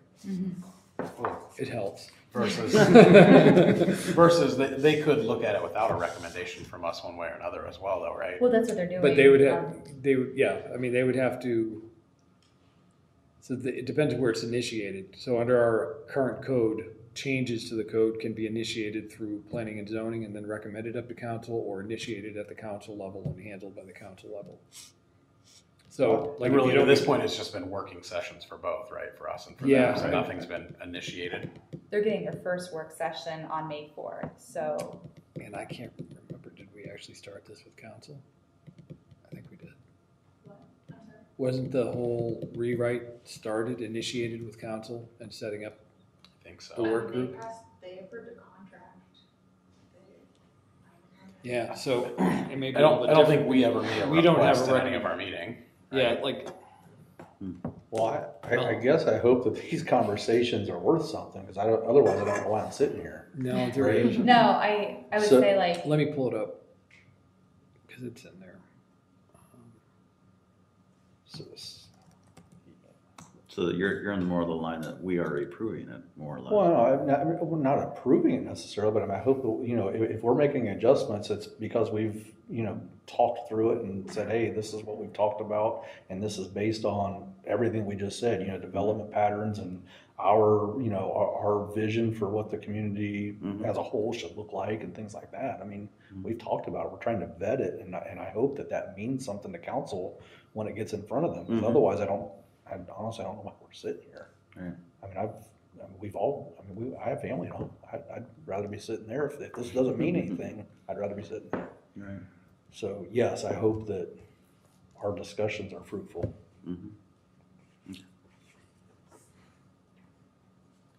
Not that they can't adjust or, you know, whatever, but I don't.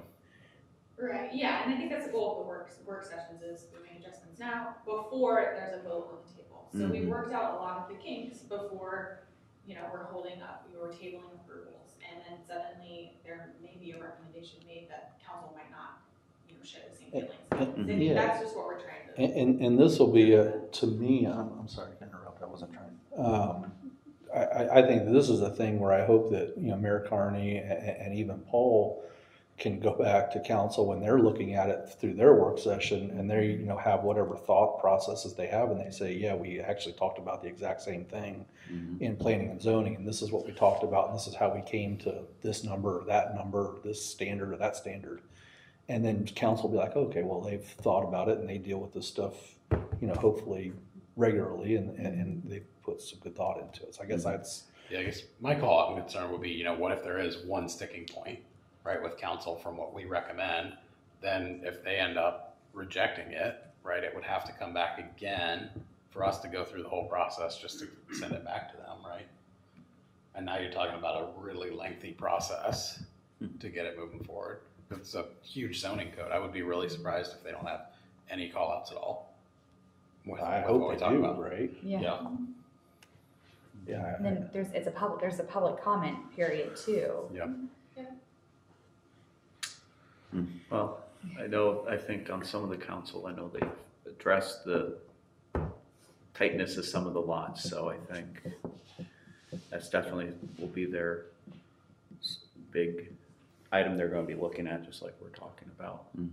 So again, maybe, you know, Taylor, you guys pencil in some of the, you know, changes that we've talked about. And I think what they settled on was 8,000 square foot minimums, 8-foot side setbacks with a grand total of an 18-foot side setback, you know, combined left and right. And then 5,000, I think we decided was okay on the 2-dwelling unit. And then I don't know that we just settled on kind of a recommendation on that. We said 3, we said 4. 3 still puts it underneath what a 2-dwelling unit is, so that doesn't make a lot of sense, you know, from a, so I don't, you know, maybe that needs to be different. Maybe it needs to be 3,500, maybe it needs to be 4. Maybe it needs to be 3,750. I don't know what it is, but. Yeah, and if there's not a number that we can land on tonight, I can go back and discuss with OHM, we can do some later, and they can provide their insight, and I'll report back. And I will report to council and explain all of these changes. Do you guys have like a number that like you would kind of like to set on? I mean, I'm And I don't mean No. to single the two of you out. I'm just saying that. Because we're the vocal ones now. I don't know. I've heard my voice more than anybody's, but. you know, I'd almost like to lay out what if it was 3? I guess that'd be what, 12, like 12,000 square foot lot with a 3-plex, say, and associated driveways, and really look at what, but yet still meet that 65% impervious. I think that's going to be the number that's, if I was a developer looking to develop a small parcel with a 3-plex, I think you'd struggle to do that with the 65% at 12,000 square feet, which is kind of what I'm voting for, I guess, really, you know, because I do want there to be some error between some of these buildings. So I think the 65% is going to be beneficial for that. I'm curious to see just kind of maybe some rough layouts, and not that OHM needs to do it, right? I mean, I can kind of do it too. So I don't, to answer your question, I don't know that I have an answer. Is 3 good? Is 3,500 good? Is 4 good? I don't know. But it sounds like something more than 2,500, so Mm-hmm. I would think. Correct. I mean, I think that, We looked at a three unit right in town. It was Looked at a quad. a quad, and it was how big? 17? What it was? Or was it No, 12? It was like 10 and I change. was like, I thought it was just under 11. Yeah, Just under 11. Okay. So that'd be like 2,700. So even at 3,500, you're talking 10.5, still puts it even roughly that same size. roughly the same size. Yeah. That fits. And remote. again, you get that smaller footprint essentially, so I Right. And that fits well within the neighborhood kind of standard there. It's kind of the in town, but still.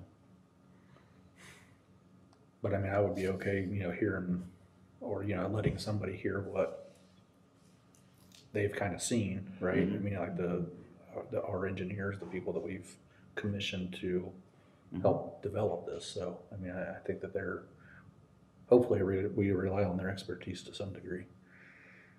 Not rely on, but use. I mean, Yeah. Leverage. So Taylor, you've made some notes to talk about those things, correct? Yep. Is there any?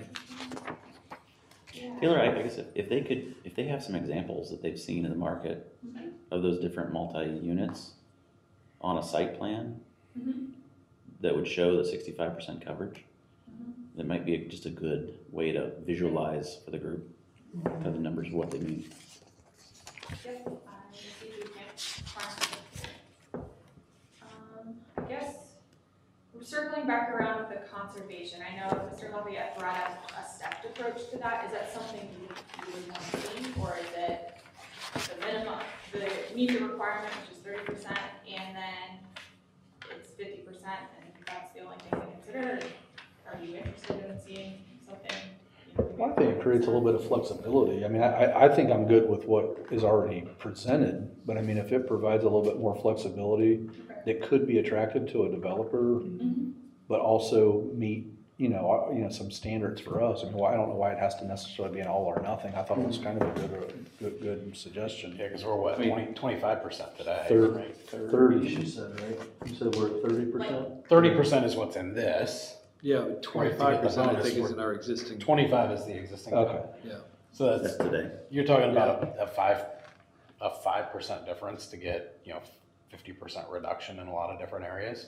To me, I would almost want to see that as a phased, right? So Of like maybe at, you so get- like at 40 You get and to 50. 30%, right? And then you get the 75% or the 25% reduction, right? To get to that 75% Right, tier. something tiered. You go to, 35%, Because now you you can you get almost, to you 50%. may have, the law of unintended consequences where if you only have one option on the table and the diversity of what you're looking at, you're gonna have developers that are either gonna go exactly with what we have, or their only other alternative is, and depending on how the market is, you're gonna get nothing but conservation where you get the high density, the 50%.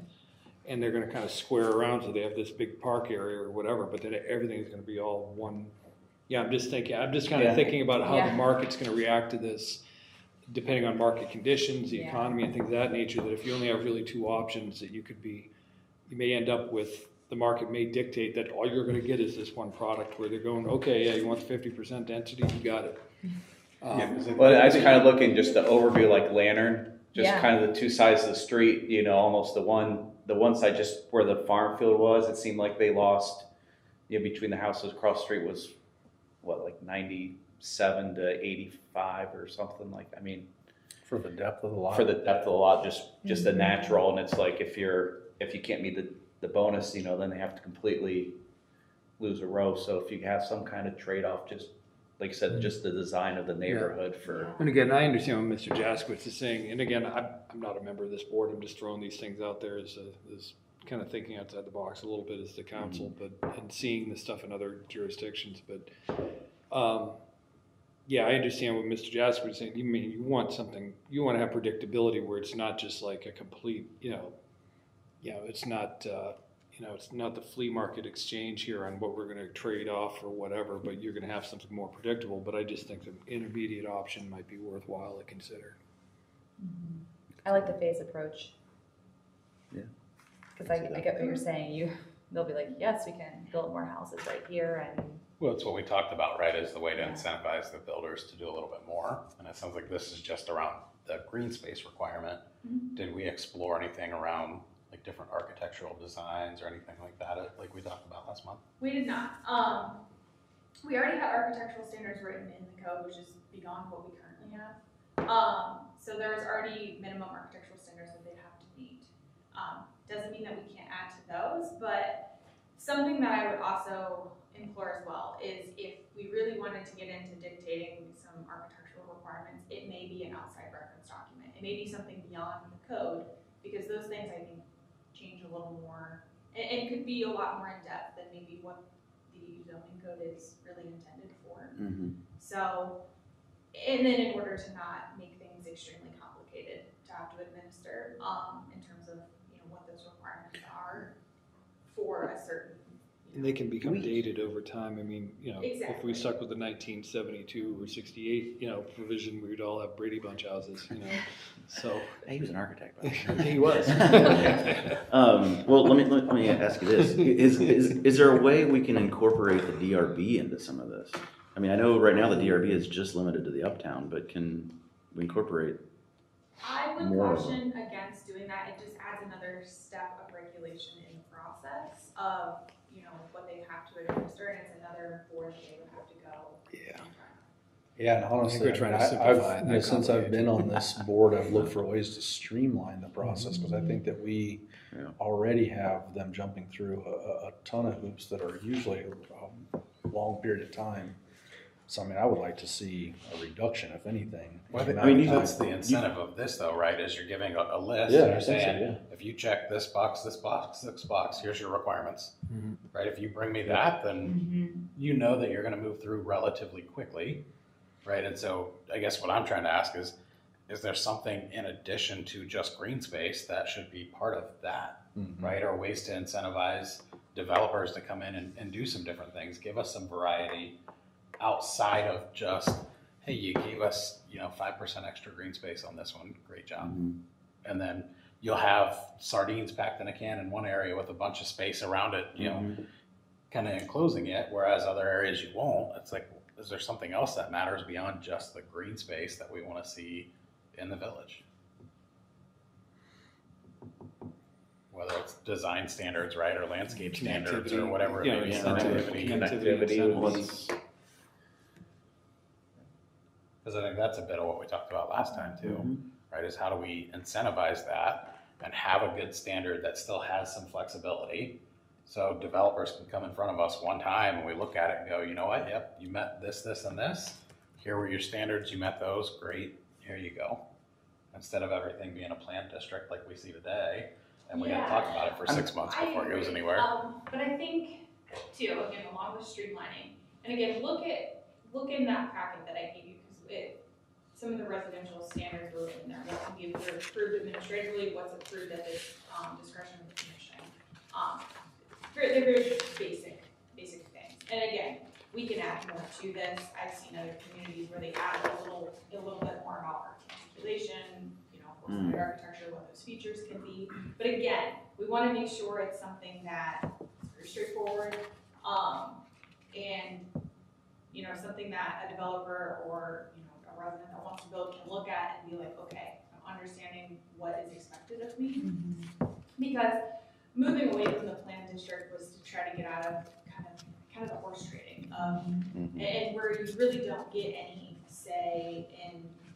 I mean, a little bit, but they come in with a plan, and they kind of tell us what they want to build, rather than we set a code that sort of sets our standards, and then they meet them. So I think that, and then,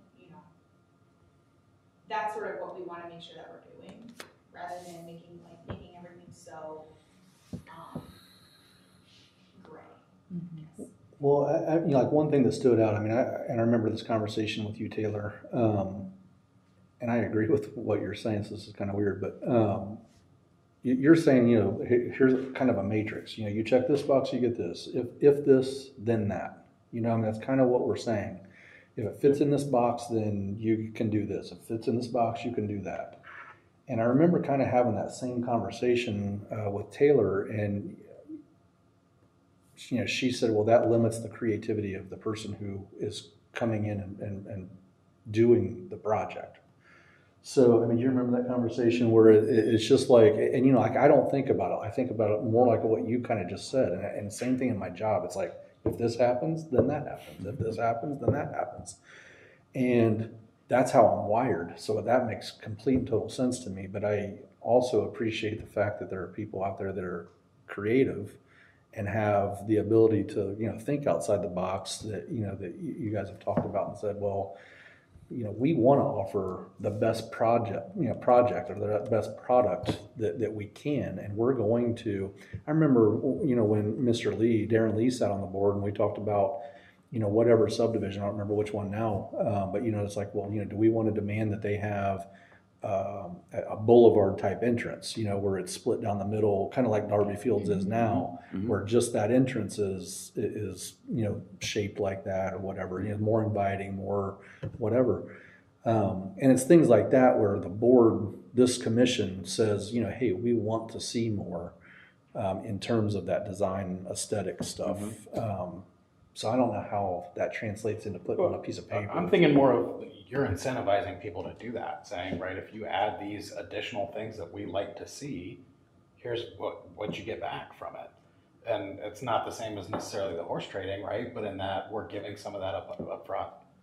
Like if you do this and this, here's the price, right? It's the same as like if you go to a restaurant and you get to pick some different options. Do you have an example? Because I mean, what you just said, I mean, that sounds great. But what would be, you know, if we said, okay, more of a boulevard type entrance with, you know, split rail fencing and, you know, tree, you know, whatever that is. Yeah. So I mean, some of that's architectural design, right? Some of that would be your landscaping potentially, or your connectivity. I mean, I think that's what I'm saying is what things do we want to look at? But how would we incentivize that? Like, what would we put to it? If we said, hey, what, you know, we want to see more of this type of an entrance, what do we give up? I mean, I think what you have to bargain with is your setbacks, is your lot sizes, is your minimum square footage, all of that, right?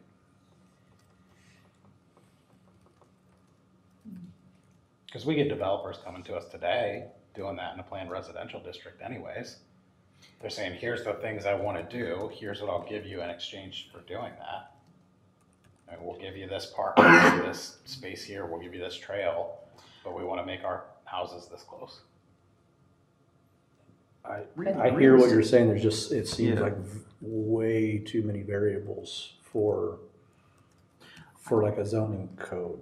And maybe I'm, you know, thinking too narrowly, but it just seems like could be a lot of variables that could translate into, you know, I'm not sure how it would work. I mean, I'm intrigued because I think. I mean, that's a lot of what we talked about, you know, last month is what are the options? How could we incentivize? And I think that's what we were hoping to see come back, or at least I was. And the only thing that we're coming back to right now is conservation. A conservation district where you could, like, I think you used the word, pack everything into like sardines on this side, because the overall project meets that minimum. Yeah. So you still have, you know, small lots and tight, you know, whatever here, even though the overall area is. Because I mean, essentially, like Just you're saying, almost kind of like with the way it is today, if I give you 30%, right, as my conservation, now I get a 50% reduction in lot size. So if that's set at 8,000 square feet, now I could put it on 4,000. It was 50% though, right? Wasn't it? 50%, right? But if I'm at 8,000 square feet Yeah. and I reduce that, you know, 50% of that, I'm now at 4,000. No, I think you said though, if you have 30%. 30% green space is the way we talked about this, right? 30% green space gets you these reductions. If they give a 50% indication of both ways, they get a 50% reduction. Okay, so it's 50 and 50. Mhm. Okay. Yeah. I thought at one point we said 30. Well, so the idea, I think what he was saying was if we, instead of went 50% green space, if you went to 30% green space, then there'd be like another tier. Yeah. Okay. Yeah, just Right. something intermediate, so that you're not stuck with one or the other. Yeah, so maybe it's at 30% conservation, you're at 6,000 square foot lot, or, you know, something, right? I think is the idea. Did you say that you guys talked about something similar to what Mr. Adler is suggesting? The only thing we've discussed is What's residential standards. And again, I think that's the way to go. is you kind of got to set a guiding document. If you're not going to write in the code of like, these are our standards, I don't know that, I guess and maybe I just need to do more research on how that would even work. I was trying to find my email because I thought I sent an email at the last meeting because I found a couple examples that weren't, it wasn't some 3-page, like 2% here, 1%, you get this, you get that, but there were just some, there was like 5 or 6 basic items. chart. Basic chart of like here's 5 or 6 things you can do and this is what it buys you.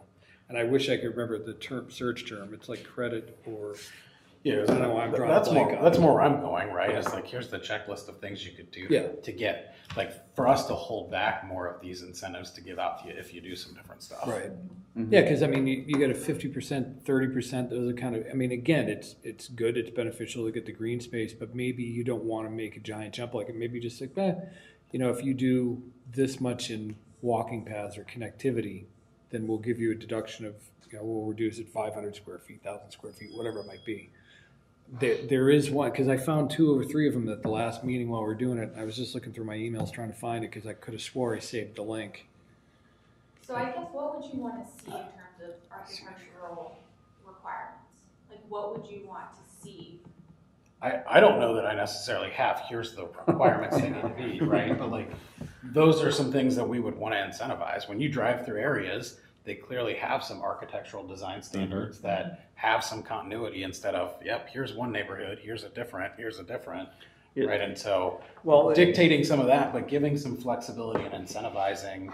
but what if Some it's even additions. something, to add, some connectivity to another part of town? We'll just pick, I think you're saying like the bridge, down by Darby Station, saying, hey, because we'll connect to this neighborhood, but, we want to go a little smaller lot. Well, we need funding for this bridge on this part of town to connect to it, or getting the meadows, connected up. Yeah, it'd be like a, So it's more of a community. Infrastructure type I- stuff. An I think of- infrastructure community benefit, so maybe not just tied into that neighborhood, but something to benefit, because we're doing it as, as a whole, how can it benefit, I the would town? pause on that. I'd have to talk to various different individuals to see if there's something like that. Again, a lot of these things become hard.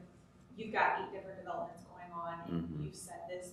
Mhm. It just becomes hard to manage and to administer and to maintain and hold everybody to a similar standard, Yeah. which I think is what we're kind of after. Right. So I think what you're saying, I just need to figure out where it fits. Okay, yeah, because my ask was really to see more of that, because that's what we talked about. Mhm. I think Paul's email probably will have some of that, but I was expecting OHM to come back with something as well. Just, hey, here's some other options you could look at. Yeah, I Yeah, could have and- swore I saw it in Hilliard. Part of Yeah, it is that's what we we were went talking out of the realm Yeah. of density bonus because I don't To see think if density we is can get really what you guys. Yeah, We density were never analysis, talking. maybe that's the trigger. We were talking strictly the size of a lot and setbacks.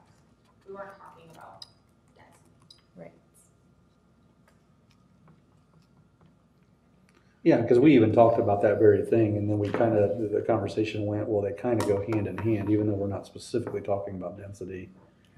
Correct. It kind of gets affected by. I think I was talking more density, right? I mean, when we were talking about what are the options that you incentivize somebody to build a multifamily that looks like just a regular house and fits into that, and now you are gonna need Well, some type of Density decreased bonus density to really Yeah, fit that in without making. But realistically, I mean, like, and you kind of already, just at the bottom of your picture, or the bottom of your page, Yeah. I don't consider this to Natural be resource dense, right? The image on your left, it's not as dense, but this is a lot more dense, but it's on the same parcel, Again, right? This probably is So, 100% what we're The looking density hasn't changed between these for. two Yeah, so here's things, 10% answer. but the look of it has, the appearance That has. exceeds 50%. Well, but you're also reducing the overall footprint when you talk So they're about, like green space that they're dedicating Yeah. or Right, as part of this, density. yeah. right? Because that's, I mean, not part of that neighborhood. But there was At one that that was point. better because it was. Like much- all of this, your green space is Let me copy outside, this and I'll send it Right, to her. right, and not within it. And so you've really condensed where your housing is. So I think it was a bit of a density bonus as well that we were talking about last time. And then, if you just, say if you reduce it 1,000 feet, for 8,000, they want to do 7, so then, would that be every 7, for every 7th house, they're getting one more in that area. So it sort of is, they're fitting in one more, could be fitting in one more, which would increase the density. So would we agree to have Taylor to talk with OHM and then also work on this, bring back for the, well, even to present it to council to get their feedback on it? So that's the next step, is it to go to council to further? Well, they're gonna meet preliminary before we review? It's meet just again. just a Right. work session for them to like kind of look at it, get their feet wet with it. Yeah, and then you're just gonna kind of describe what we, Yes. the conversation. Just say that, yeah, I think tell the council that, maybe kind of that's what we're trying to feel out right now, is going between the conservation development or some kind of reduction. Yeah, we'll prepare a presentation for council. They'll get a presentation like similar to what you guys had, and we'll go over code, and they'll get the document as well, so. Okay. That'll be prepared.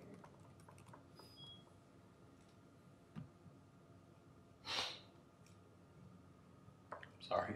No, because I really, I mean, because just like we talked about with the developer sitting here, it's like, yes, we want you to do more, we want you to do better.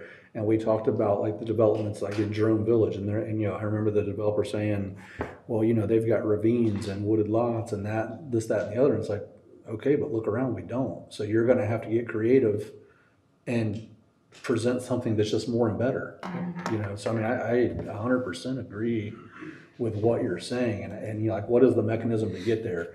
Because again, if you don't have a strong enough body sitting here to say, hey, I want to see this, that, and the other, and not that other people aren't as strong, probably far stronger than the person sitting here, but when you come in green and you don't know really how everything runs and operates, you could really fall short if you don't have something written, kind of like what you're saying. So I appreciate completely what it is that you're saying, as long as you don't get pigeonholed too much through things. Yeah, and I think that's why it's important, to Taylor's point, to have the minimum standard. Here's the minimum qualification to even bring to us. Right. If you can't meet this, don't even bother showing up, because you're not going to get an audience, right?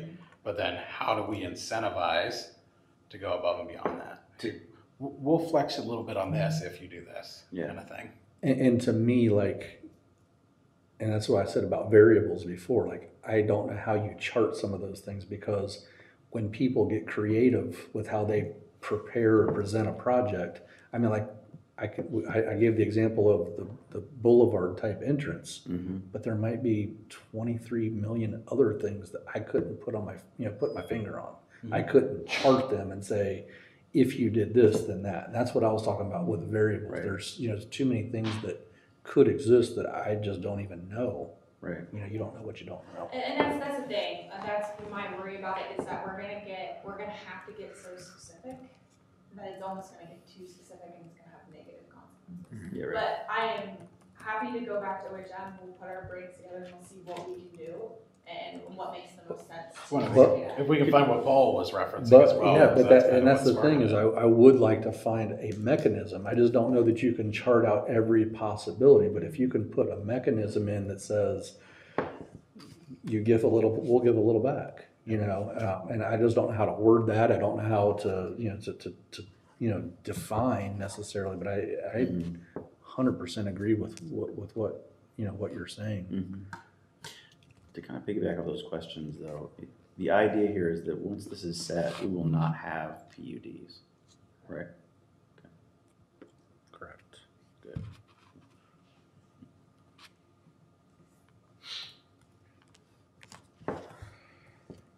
What else, Mr. Chair? I don't have anything else. Motion to adjourn? Did you have anything else, Taylor? All right, yeah. Motion to adjourn. I like it.